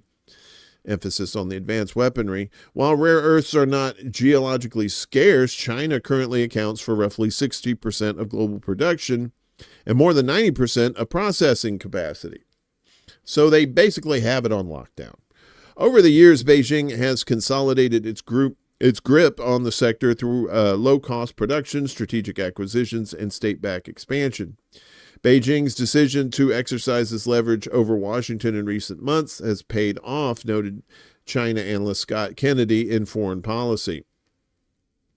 China's leadership in rare earths began in the 1980s through state support, strategic investment, scientific development. By the mid-90s, Chinese firms had outpaced Western rivals in scale and were nearing parity in quality. That said, the 1995 acquisition of U.S. firm MagnaQuench reflected global competition, not hostility. While China was investing in industrial capacity, scientific research, and infrastructure, the U.S. was allowing its supply chain to atrophy. Despite repeated warnings from experts, Washington allowed key facilities like the Mountain Pass mine to fall into disrepair. Even after China temporarily restricted exports to Japan in 2010, a sovereign decision amid a geopolitical dispute, the U.S. failed to rebuild its capabilities in any meaningful way. 15 years later, Mountain Pass remains the only rare earth production site in the U.S., and it still depends on Chinese processing. Trump's attempts to revive the industry were poorly executed and lacked a coherent strategy. His second-term priorities focused more on deregulating fossil fuels than investing in strategic industries, have done little to address America's rare earth dependence, according to Financial FP, whatever that is. In contrast, China has continued to improve its domestic sector while maintaining responsible control over exports to ensure global market stability. On that note, China's rare earth policy is not only industrial, but it is also protective of national intellectual resources. As the Wall Street Journal recently noted, Beijing is implementing tighter internal measures to safeguard technological knowledge, including monitoring rare earth exports and controlling travel. These steps are rational in a world where technology transfer often leads to exploitation and unfair competition. According to FP, this latest export agreement should not be mistaken for China caving to pressure. Rather, it reflects a position of strength. China is choosing cooperation while remaining the undisputed leader in the rare earth sector. The U.S., for its part, has once again been forced to return to the negotiating table due to its strategic shortcomings. So the TLDR is basically China has the United States by the short and curlies when it comes to rare earths. We don't do any of it ourselves. We damn sure don't refine it here. Coffee all gone. Not good. Where are we at here? What the hell's going on here? Okay. We're getting close to the end of our news block. And then we have a gigantic propaganda watch. Just for you. You know, I'm not a big elections guy. I don't think really delving into political drama and stuff like that really does anything whenever the voting doesn't help when your system is so corrupt. It needs to be changed and, you know, retaken back by the people instead of the corporations. Well, that's kind of what they're in the UK. You know, here in the United States, a lot of us were disappointed that Bernie Sanders didn't start a third party, right? That he decided to run with the Democrats. And see how that turned out, right? Well, you know, the Jeremy Corbyn has been facing that in the UK too, and now he has an ally from the Labour. Zara Sultana quits Labour to start a new party with Jeremy Corbyn. So now, so you have the Labour, you have the Tories, and now they're going to start something new, a more left-leaning party. So this will be interesting to watch this and see what happens. Zara Sultana has resigned from the UK's Labour Party after 14 years to lead a new party with former Labour leader and independent MP Jeremy Corbyn. Today, after 14 years, I'm resigning from the Labour Party, she said in a statement. Jeremy Corbyn and I will co-lead the founding of a new party with other independent MPs, campaigners, and activists across the country. Sultana cited the Starmer government's support for Israel's war on Gaza as a reason for leaving, saying that this government is an active participant in genocide and the British people oppose it. The MP has been a particularly vocal critic of the Labour government's continued political, economic, and military ties with Israel. She accused the political establishment of smearing people of conscience trying to stop a genocide in Gaza as terrorists, an apparent reference to Parliament this week voting to prescribe direct action against Palestine Action as a terrorist organization, a move she strongly opposed. We'll tell you more about that later. We're not going to take this anymore. We're not an island of strangers. We're an island of suffering, Sultana said. She added that at the next general election, the choice will be stark, socialism or barbarism. Billionaires already have 3 parties fighting for them. It's time the rest of us had one, the MP said. Westminster is broken, but the real crisis is deeper. Just 50 families now own more wealth than half the UK population. A year ago, I was suspended by the Labour Party for voting to abolish the 2-child benefit cap and lift 400,000 children out of poverty. I'd do it again. I voted against scrapping winter fuel payments for pensioners. I'd do it again. The confirmation that a new party will be established, co-led by Sultana and Corbyn, marks a significant moment in British politics. It's unclear when the party will be officially launched. There is speculation that it could have a dozen MPs, including some defectors from Labour, which would make it a significant and prominent parliamentary grouping and a serious headache for the Starmer government. Lord knows that motherfucker needs more headaches. Please. So we talked about wildfires here in the United States, and of course that's going on again, but it's going on around the world too, right? And now firefighters race to contain wildfires in Greece as thousands evacuated. Elderly man dies in Turkey. So this is Greece and Turkey. And everybody knows in the Greece fire, you just put the lid over it. Don't put water on there. I'm sorry, that was terrible. Uncalled for. Firefighters raced Thursday to contain wildfires that forced thousands to flee holiday resorts on the southern Greek isle of Crete, while neighboring Turkey grappled with its own deadly blazes that claimed at least one life. More than 5,000 tourists, hotel workers, and residents were evacuated from the Ierapetra area along Crete's southern coast, authorities and hotel association officials said. A small number of people fled into the sea and were rescued by local fishermen and divers. Ierapetra Mayor Manolis Fragoulis, I guess that's his scientific name, said firefighters were working to prevent flare-ups before nightfall when water-dropping helicopters are grounded. The fire has receded a little, but if the wind hits the flames again, we'll have new fires and the catastrophe will continue, he said. Several homes and businesses were damaged. Volunteers found dead farm animals, some burned alive while chained inside sheds.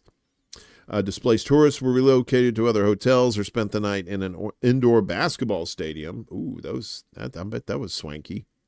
Separately, Thursday, authorities ordered precautionary evacuations due to a wildfire near the port of Rafina, about 30 kilometers east of Athens. In western Turkey, firefighters discovered the body of an 81-year-old man after extinguishing a blaze near a village, marking the first fatality in a series of wildfires that have forced thousands to flee. Officials said the man died from smoke inhalation near the town of Ademus. A total of 37 other villagers were safely evacuated by security forces and emergency teams. Meanwhile, hundreds of firefighters supported by aircraft and helicopters were deployed to battle a wildfire near the Aegean coastal town of Sesame. I believe that's Sesame. Open Sesame, a popular vacation destination about 120 miles west of Ademus. That fire, which began Wednesday, forced the evacuation of 3 neighborhoods and led to road closures. Television footage showed flames racing through dry vegetation on both sides of the highway. That damn dry vegetation shit. That's what fuels it. Over the past week, Turkey has battled hundreds of wildfires fueled by strong winds, extreme heat, and low humidity. Now mostly under control, the blazes have damaged or destroyed about 200 homes. Summer wildfires are common in both Greece and Turkey, where experts warn that climate change is intensifying conditions. Late Wednesday, Turkey's parliament adopted a landmark climate law targeting net zero emissions by 2053. The legislation includes measures to establish a carbon market board to oversee efforts to reduce greenhouse gas emissions. The law comes at a time when Turkey is increasingly grappling with issues related to climate change, from searing heat waves to prolonged droughts, experts say. And don't forget those earthquakes, which are not climate-induced, but they may be HARP-induced. As a Mediterranean country, Turkey is highly vulnerable to climate change, said Gizem Koch. I think I said cock. I'm sorry. That looks like, that looks like Jism Cock. I'm sorry. I'm showing you that right there. It looks like Jism Cock. I'm going to say Gizem Koch, a lawyer with the UK-based environmental advocacy group Client Earth. The most striking vulnerability is the drought and water stress in some regions, but also there is increasing frequency of floods and other extreme weather events. And that's the thing. It's just like, how do these dry conditions occur from how do you get dry from flooding, right? It's a combination of things, like how the ecosystem is affected. It affects the areas around it too, and so I mean, wildfires are not a new thing, obviously, but in this day and age, it seems like they've become a lot more prevalent than they need to be, right? Finally, folks, if you didn't know this, I'm sorry to tell you this, especially if you're Dutch, you probably got shit in your blood, right? I say that. Every Dutch person has forever chemicals in their blood, according to a study. Forever chemicals. Every person in the Netherlands has so-called forever chemicals in their blood, often at levels above health safety limits. According to the findings of the first nationwide study on the issue in an EU country published yesterday, PFAS, or per and polyfluoroalkyl substances, PFAS, are a group of human-made chemicals used in products like plastic food wrappers, nonstick cookware, stain-resistant fabrics, cleaning agents, and personal care items. Due to their durability, they break down extremely slowly and can persist in the environment and living organisms for years, hence the nickname Forever Chemicals. The survey published yesterday by the Dutch National Institute for Public Health and the Environment found that everyone in the Netherlands has different types of PFAS in their blood.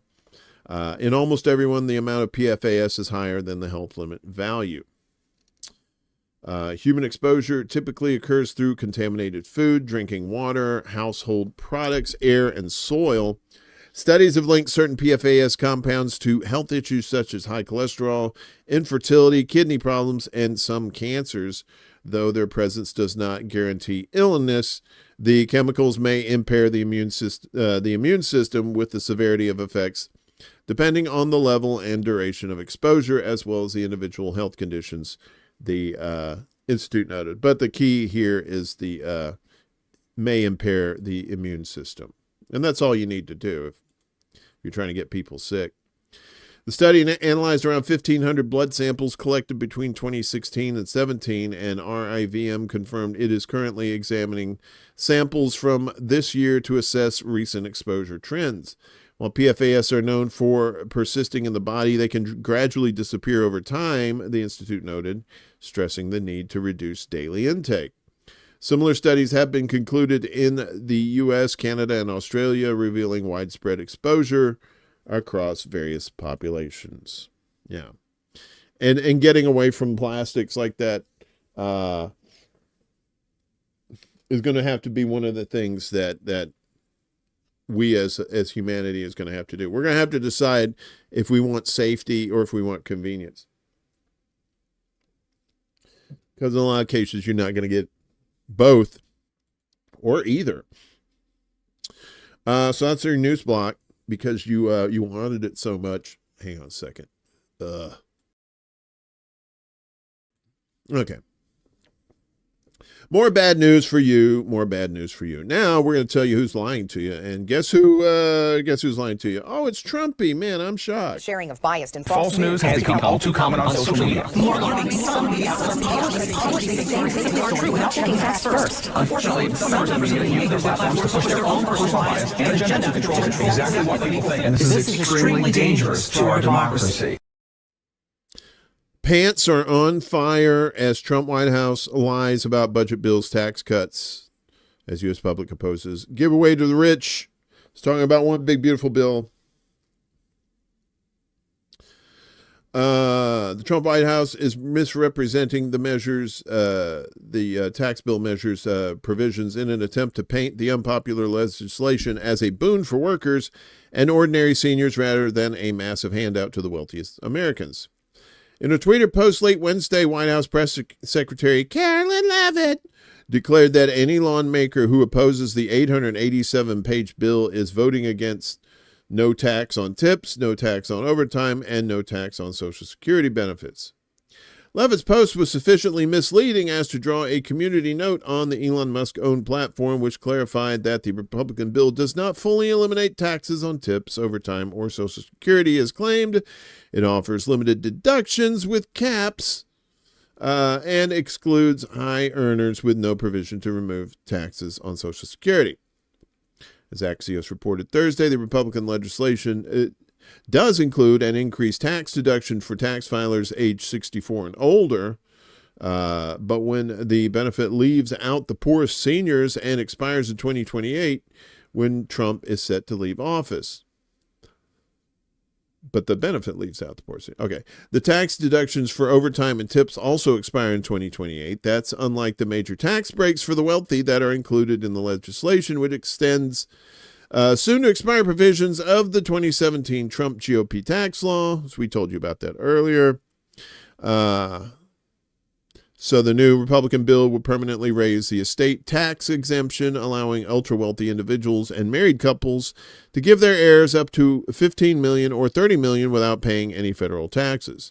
A married couple worth $30 million where both spouses die in 2026 would pay some $6 million less under the bill compared with current law, the Wall Street Journal observed. Yeah, exactly. The reverse Robin Hood bill. Brendan Duke, Senior Director for Federal Budget Policy at the Center on Budget and Policy Priorities, estimates that the GOP reconciliation bill's tax breaks for the richest 1% are roughly 10 times larger than the tax deductions for tips and overtime combined. Of course they are. See, look at that. No tax on overtime. P. No tax on tips. P.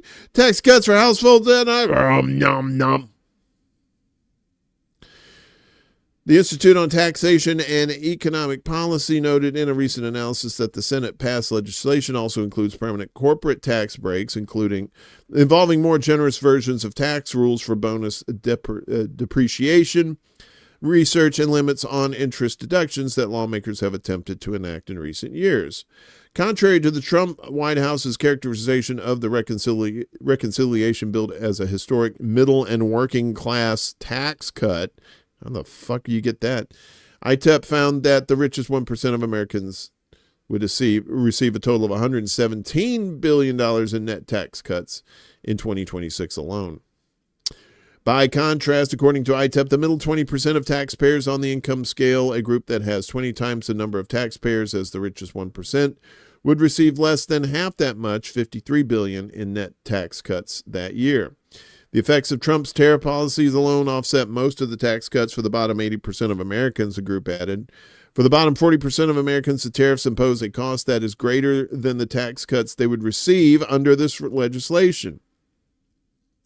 Survey data released Wednesday by Data for Progress shows that the Republican legislation is unpopular with the majority of likely U.S. voters. The new poll conducted between June 27th and July 1st found 62% of Americans are either somewhat or very concerned about the bill's cuts to income taxes on wealthy Americans.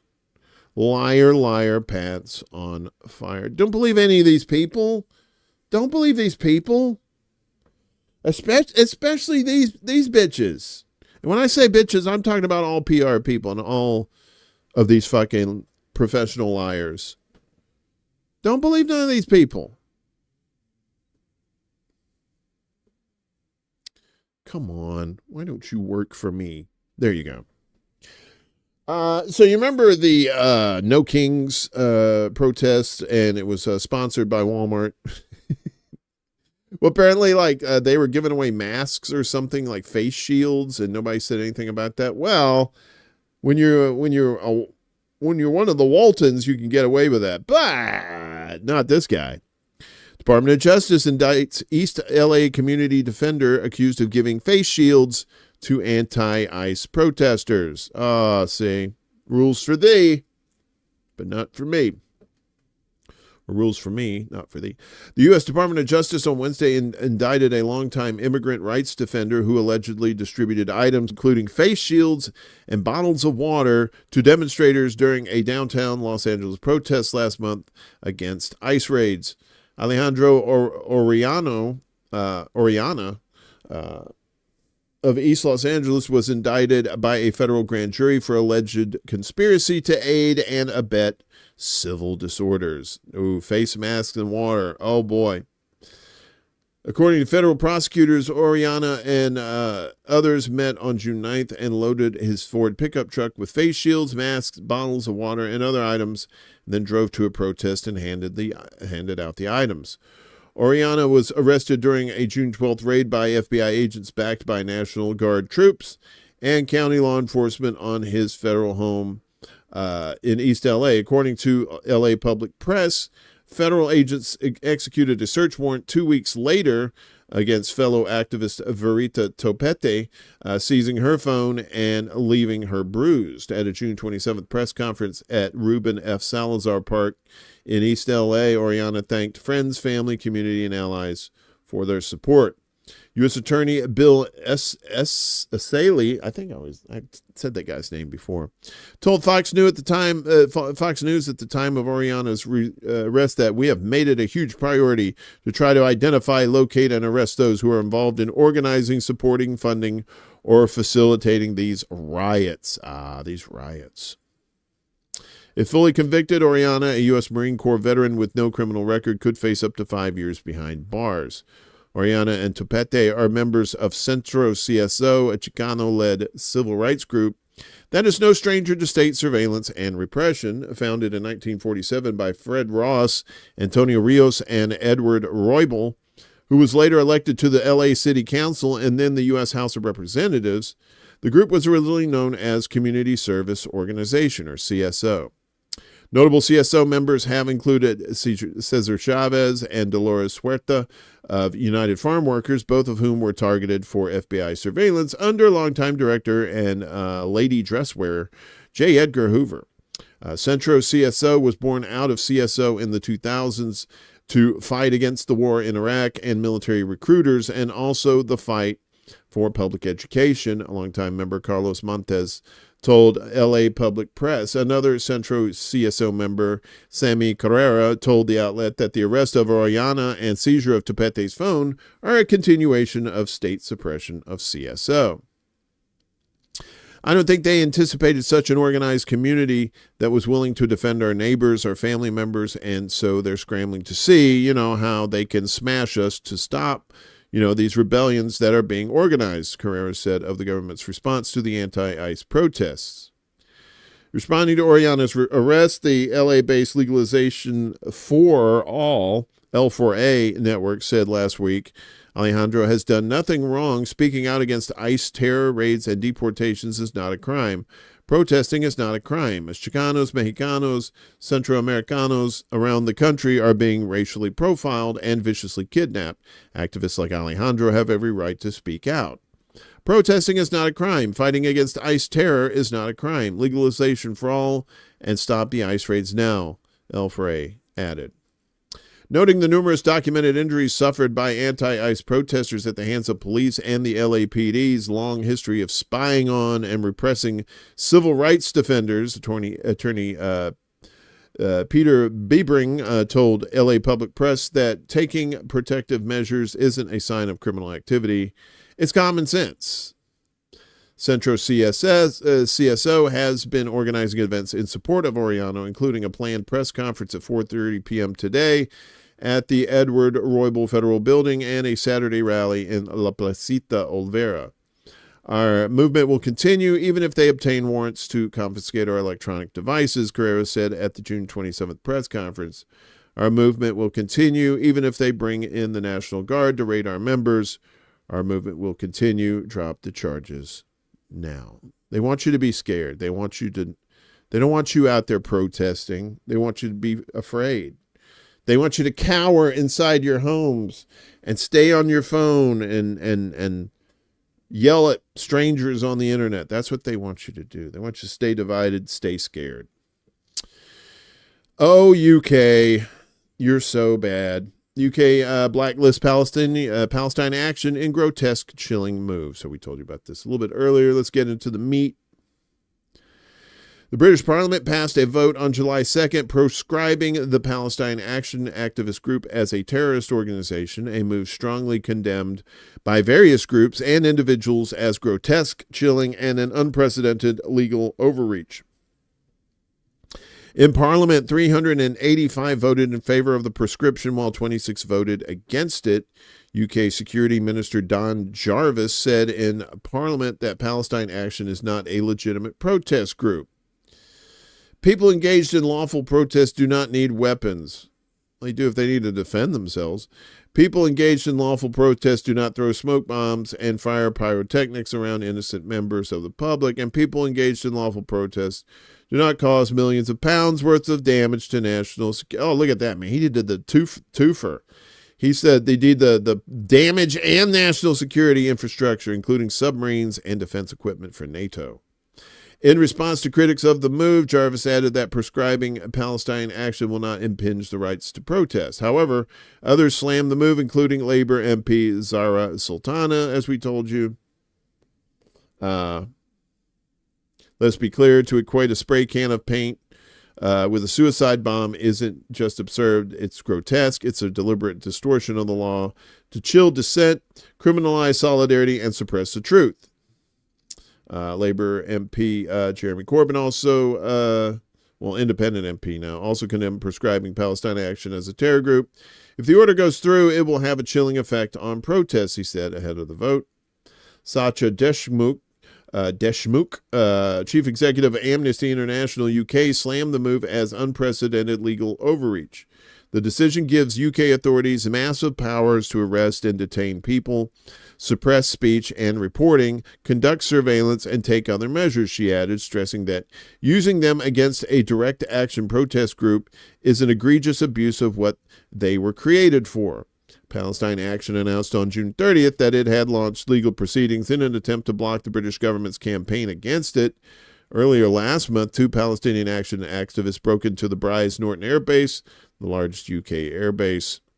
Video footage showed 2 activists riding through the base on scooters and spraying 2 military planes with red paint on June 27th in protest against Israel's genocide in Gaza.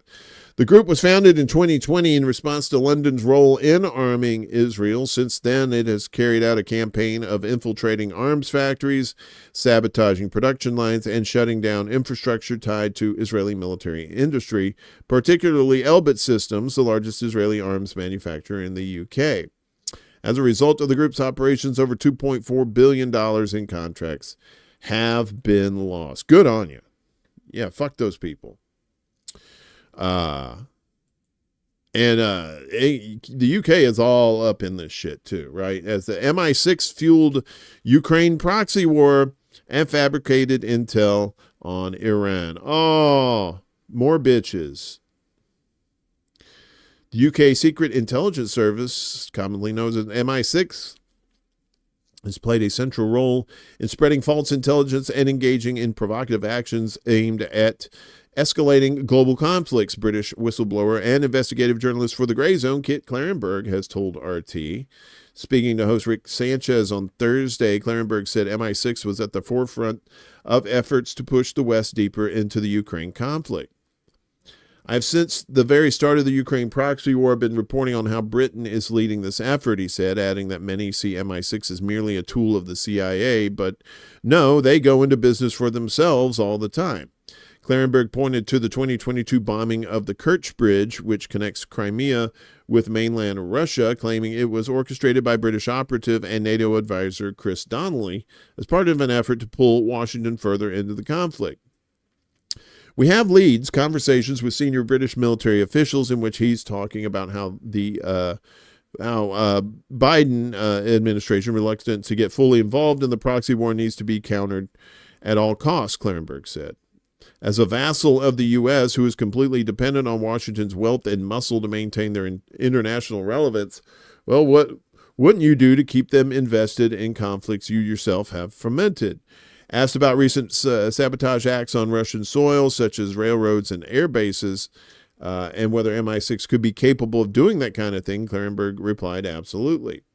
He said the British were quite clearly behind Ukraine's drone attacks on Russia's strategic bombers last month with the purpose to escalate the conflict even further. Nice Led Zeppelin shirt there, Kit.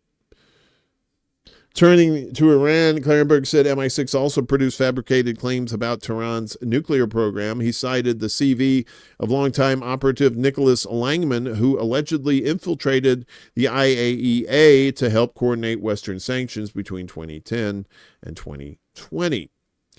His purpose very much seems to have been to generate false intelligence in the manner of Iraq's alleged weapons of mass destruction capability, he said. Langman also reportedly worked to align U.S. and Middle Eastern intelligence agencies behind claims that Tehran was developing nuclear weapons. As why Israel's Mossad could not be behind the campaign, Clarenberg said MI6 is known for going a lot further than other intelligence agencies are willing to, and stated that it operates with virtually no oversight. The British have long shown a greater willingness than others to engage in escalatory and incendiary actions, he said, noting that MI6 has been described by Cold War operatives as the meanest. Meaner than the CIA? Meaner than a junkyard dog? Because he's bad. Bad. Leroy Brown. Sorry. The baddest man in the whole damn town. And we're staying in UK for more fuckery as the BBC faces new questions over board member Robbie Gibbs' Gaza coverage influence. The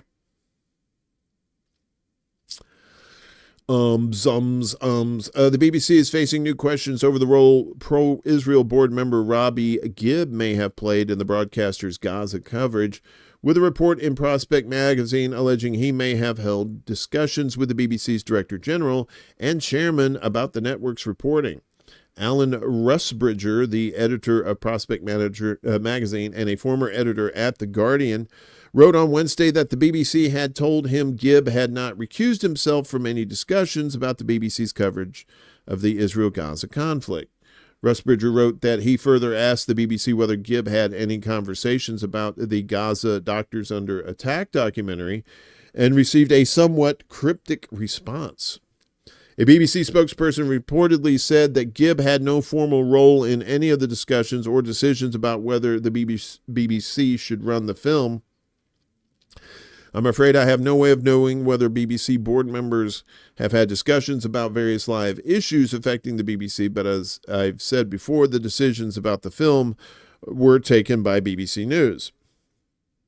Rusbridger concluded that it was reasonable to assume, I think, that Gibb may have had informal discussions.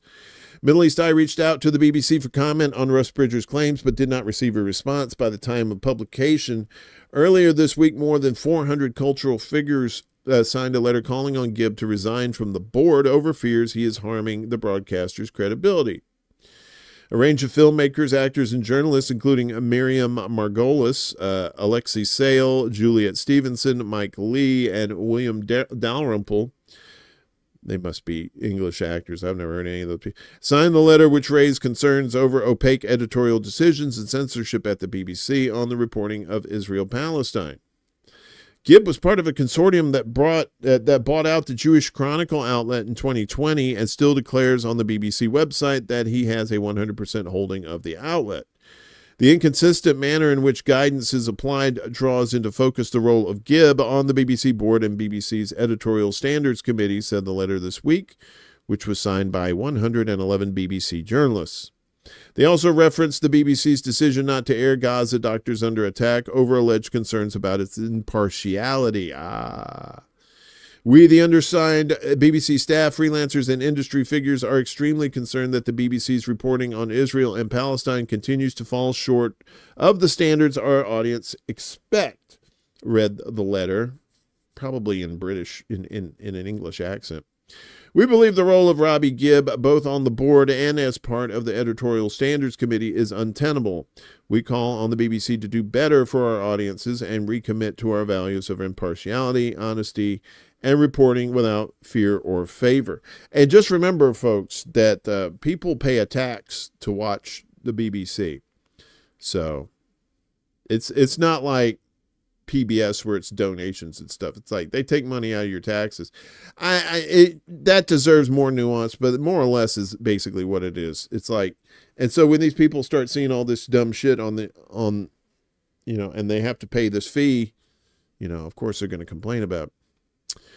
It's untenable. Okay. The BBC has faced criticism from pro-Palestinian campaigners over its coverage of the war in Gaza since October 2023. They say it has, and before then too, to be fair, they say it has unfairly and disproportionately featured Israeli perspectives on the network. A report released by the Center for Media Monitoring last month said that the BBC gave Israeli deaths 33 times more coverage per fatality and ran almost equal numbers of humanizing victim profiles despite 34 times more Palestinian deaths. Last year, Rusbridger, who has previously investigated the Jewish Chronicle's ownership, called into question Gibbs' position on the BBC's Editorial Standards Committee. I can't see how he can possibly sit on that committee and portray himself as a beacon of impartiality, sitting in judgment on BBC journalists, Rusberger told LBC Radio. So, not just here in the United States that's facing all this bullshit. Our friends in the UK too are dealing with it. Where are we at here?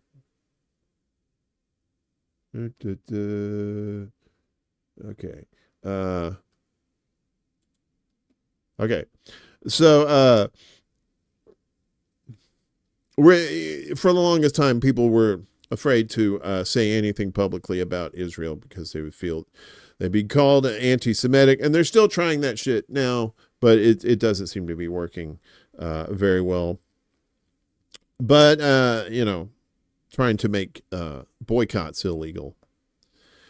Unprecedented Israeli directive bans dozens of Americans, Europeans for advocacy.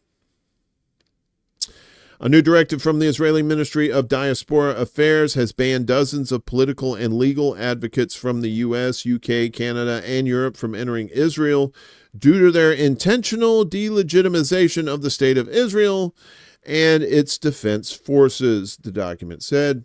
Entry visas will no longer be granted to those who knowingly and publicly called for a boycott of Israel, disseminated Holocaust denial content, denied the impact of the Hamas-led attacks on southern Israel on October 7, 2023, or supported or publicized initiatives to hold Israeli citizens or soldiers accountable in a non-Israeli court of law, according to the text. Among the targeted organizations is the Hind Rajab Foundation, named after the 5-year-old girl in Gaza who was killed by a spray of Israeli gunfire as she waited for first responders. She had spent hours inside a besieged vehicle as the only survivor among the dead bodies of her relatives. The group has been instrumental in tracking down members of the Israeli military using their social media accounts and alerting international governments as to their whereabouts so they may be apprehended.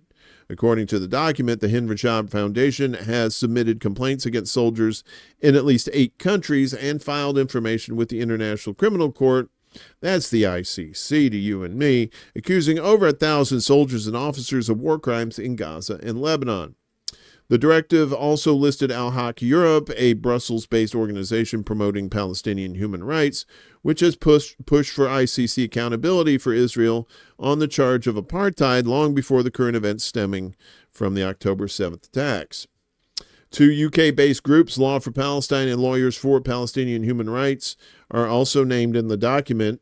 Canadian law professor Michael Link, the former UN Special Rapporteur on the situation of human rights in the Palestinian territories, currently serves on the board of LPHR and was specifically named in the text. One has to ask, what is Israel afraid of? Link said in a written statement provided to Middle East Eye. Probably getting their funding cut. That's probably what they're afraid of.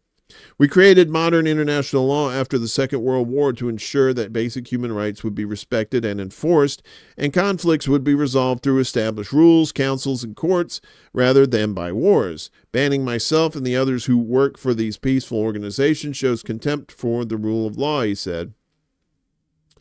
In Washington, D.C., 8 senior staff members at Democracy for the Arab World Now, DAWN, founded by former Washington Post columnist and Saudi critic Jamal Khashoggi, have also been banned from entering Israel.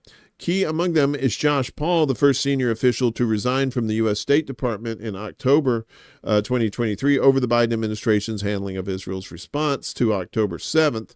Paul is now an advisor at DAWN. The former director of the Middle East and North Africa Division of Human Rights Watch, Sarah Lee Whitson, is also listed and now serves as the executive director at DAWN.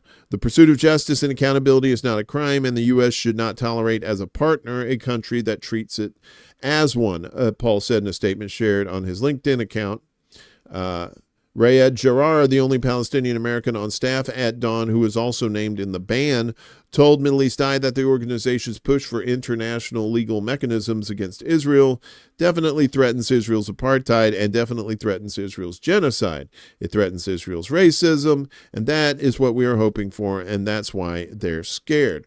Attempts to stifle free speech in the U.S. and harass international activists gives a thumbs up and the green light to many abusive regimes around the world, including Israel, to embolden their similar moves, Gerard said, referring to the Trump administration's crackdown on pro-Palestine activists and the revocation of their student or work visas.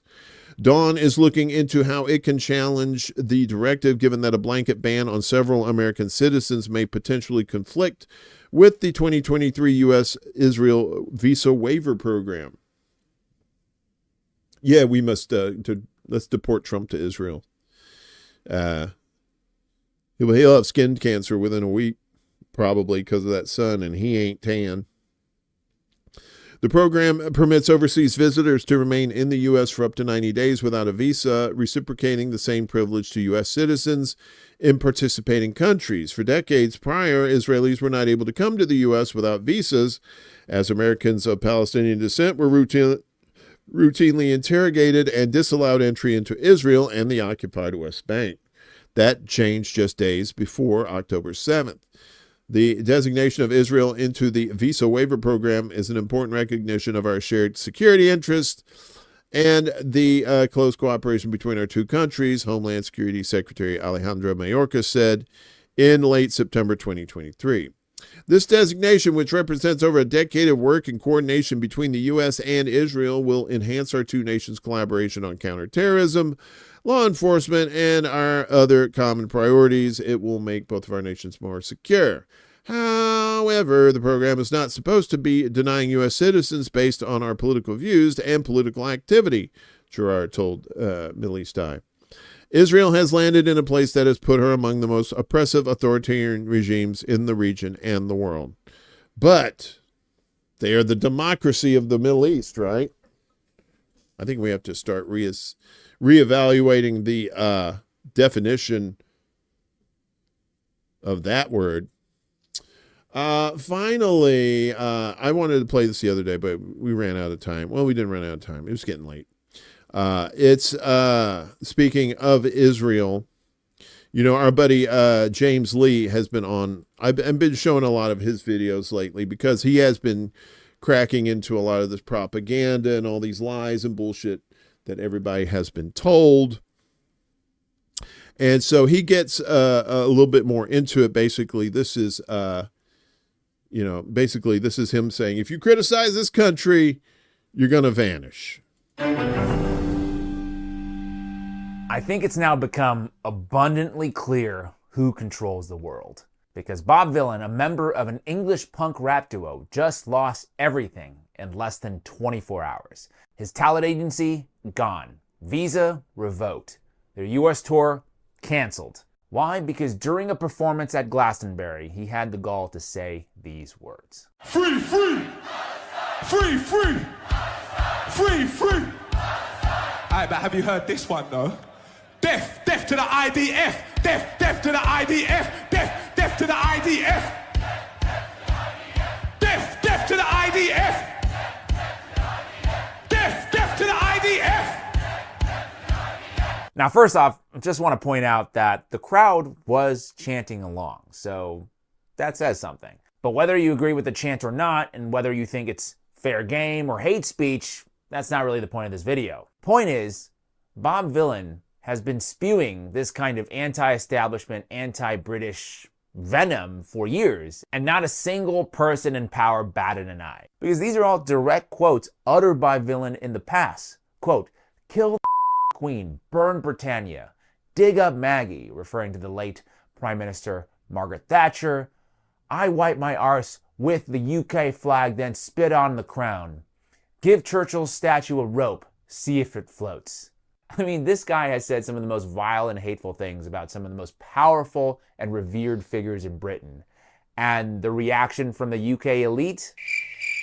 That's right, crickets. Not a show canceled, not a revoked visa, not a dropped contract. But the moment he criticizes Israel, even just once, his entire professional life is torched in a matter of 24 hours. Because almost immediately after his performance at Glastonbury, the pro-Israel advocacy group Stop Anti-Semitism tweets out, quote, Bob Vylan, legal name Pascal Robinson Foster, called for the death of the IDF yesterday at Glastonbury.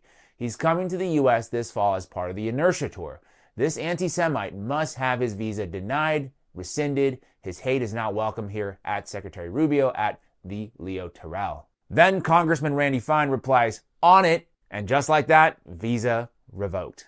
And look, you don't have to like Bob Dylan. You don't have to like his music. You don't have to like what his political stances are. This isn't really a defense of him. But let's get one thing straight, okay? Famous quote, if you want to know who rules over you, find out who you're not allowed to criticize. Because this wasn't just some random overreaction. This is what happens when you criticize the most pampered military force on the planet, backed by one of the most powerful lobbying machines in the entire world. Let's start with the US. In 2024, AIPAC spent over $100 million to defeat anyone in Congress who dare criticize Israel. This includes going after Jewish members of Congress who they deem as lacking sufficient support for Israel. You ever wonder why criticizing Israel feels more dangerous than criticizing the US government itself? Yeah, there's a reason for that. But it's not just here in America. They have the same lobbying apparatus across the world, including the UK. Why Britain is so supportive of Israel is something that you and I have done a lot of work on, which is the extent of the Israel lobby in the UK. You know, where large numbers of Conservative MPs, Labour MPs have been paid by Israel to go to visit Israel, to have briefing sessions with Israeli officials, Labour friends of Israel, Conservative friends of Israel. They play a very influential role in British politics.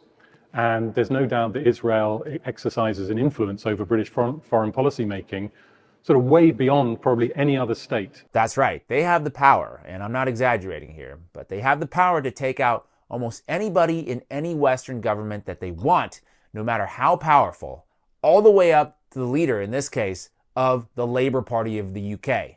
And this isn't some conspiracy theory. It's all very well documented. I mean, is it not bizarre that in the UK you can burn the Union Jack, curse the crown, and still get booked on national TV?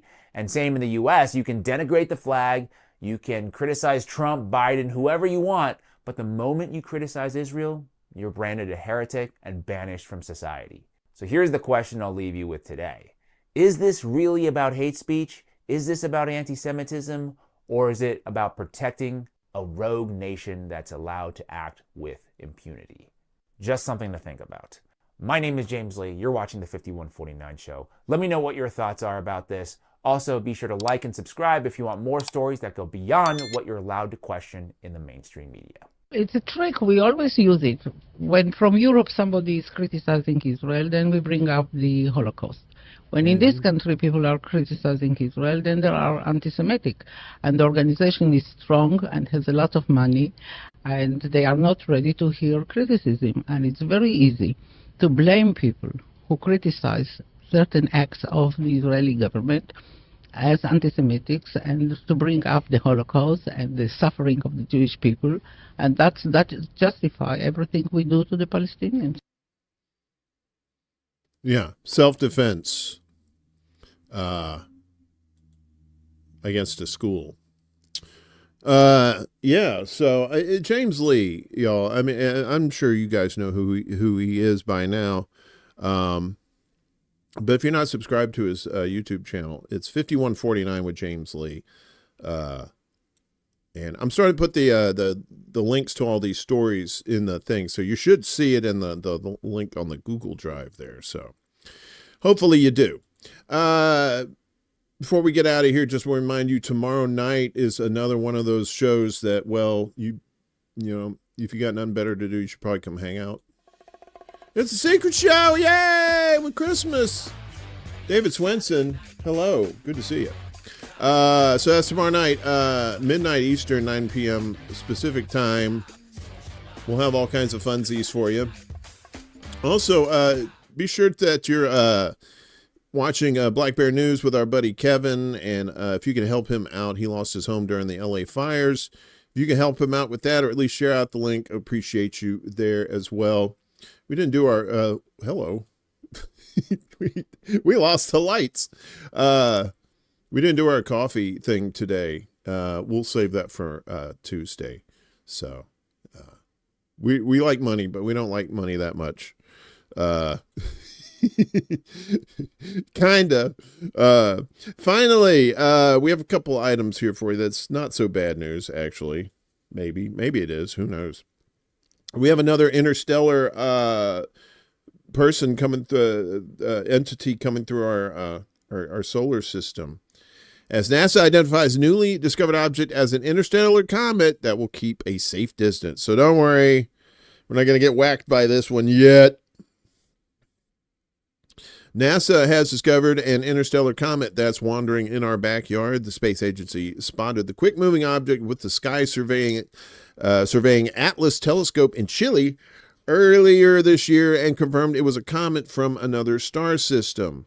It's officially the third known interstellar object to pass through our solar system and poses no threat to Earth, at least not yet. The newest visitor is 416 million miles from the sun out near Jupiter. NASA said the comet will make its closest approach to the sun in October, scooting between the orbits of Mars and Earth, but closer to the red planet than us at a safe 150 million miles away. Astronomers around the world are monitoring the comet, an icy snowball officially designated 3I Atlas, to determine its size and shape. It should be visible by telescopes through September before it gets too close to the sun and reappear in December on the other side of the sun. The first interstellar visitor observed from Earth was Oumuamua, Hawaiian for the Scout, in honor of the observatory in Hawaii that discovered it in 2017. Classified at first as an asteroid, the elongated Oumuamua has since shown signs of being a comet. The second object confirmed to have strayed from another star system into our own. 2I Borisov was discovered in 2019 by a Crimean amateur astronomer with that name. It too is believed to be a comet. And so, speaking of comets, oh no, the dinosaurs! Finally, the dinosaurs dash for the finish line at T-Rex World Championship races. Let's watch. Please, no wagering. This is only an exhibition. And T-Rex is away, and they come flying. There they go. Look at this guy back here. He's already given up. 5 T-Rexes hitting the wire. They look like they, And T-Rex is away. they just like... Anyway, so they're running from they're running from the meteors. That's what they're running from. More than 300 people donned inflatable dinosaur costumes and took to the track at Emerald Downs in Washington for the annual T-Rex World Championship races. The yearly event at the Auburn racetrack began when TriGuard Pest Control held it as a team-building exercise in 2017, and the race quickly gained popularity online and opened to the public the next year. The race was suspended in 2020 and 2021 due to the COVID-19 pandemic. Priorities. But made a return in 2022. Houston man Andrew Stuber was crowned the top T-Rex in this year's race. This year's T-Rex World Championship races also featured an aerial event. 3 people in T-Rex costumes jumped out of a skydive Snohomish plane and parachuted down to the field before racing to the finish line.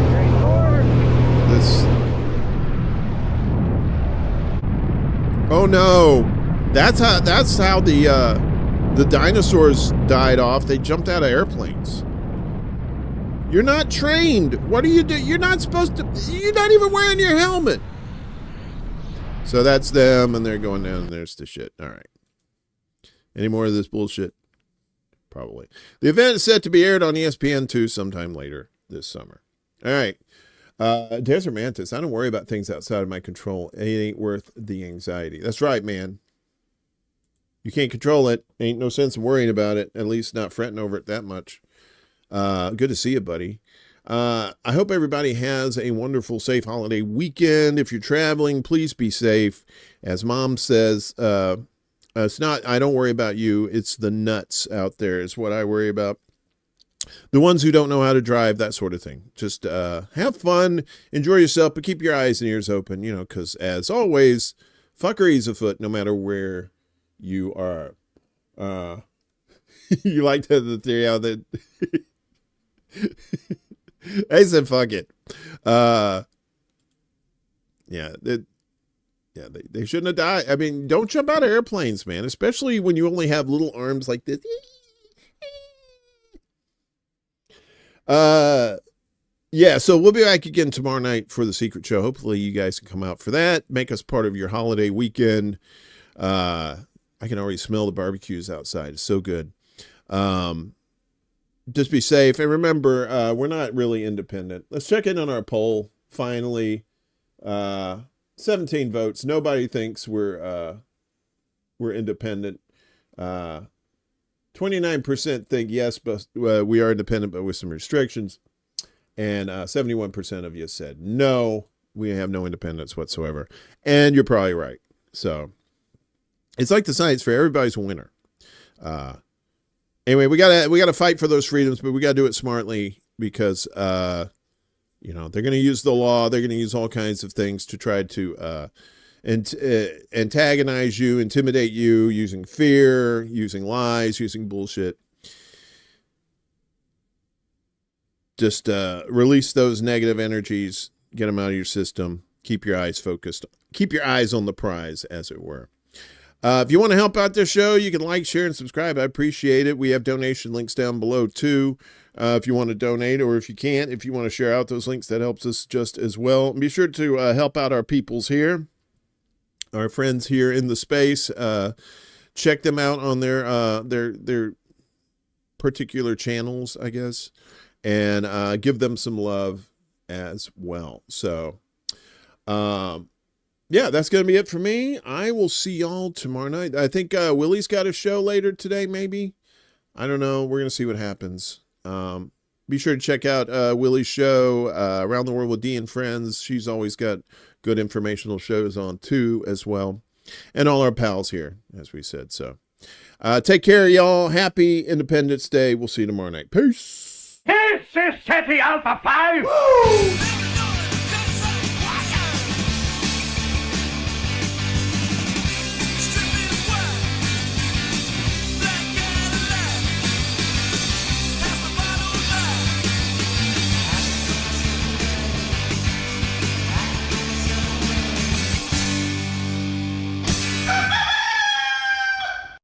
Hello, my baby. Hello, my honey. Hello, my ragtime gal. Send me a kiss by wire. Baby, my heart's on fire.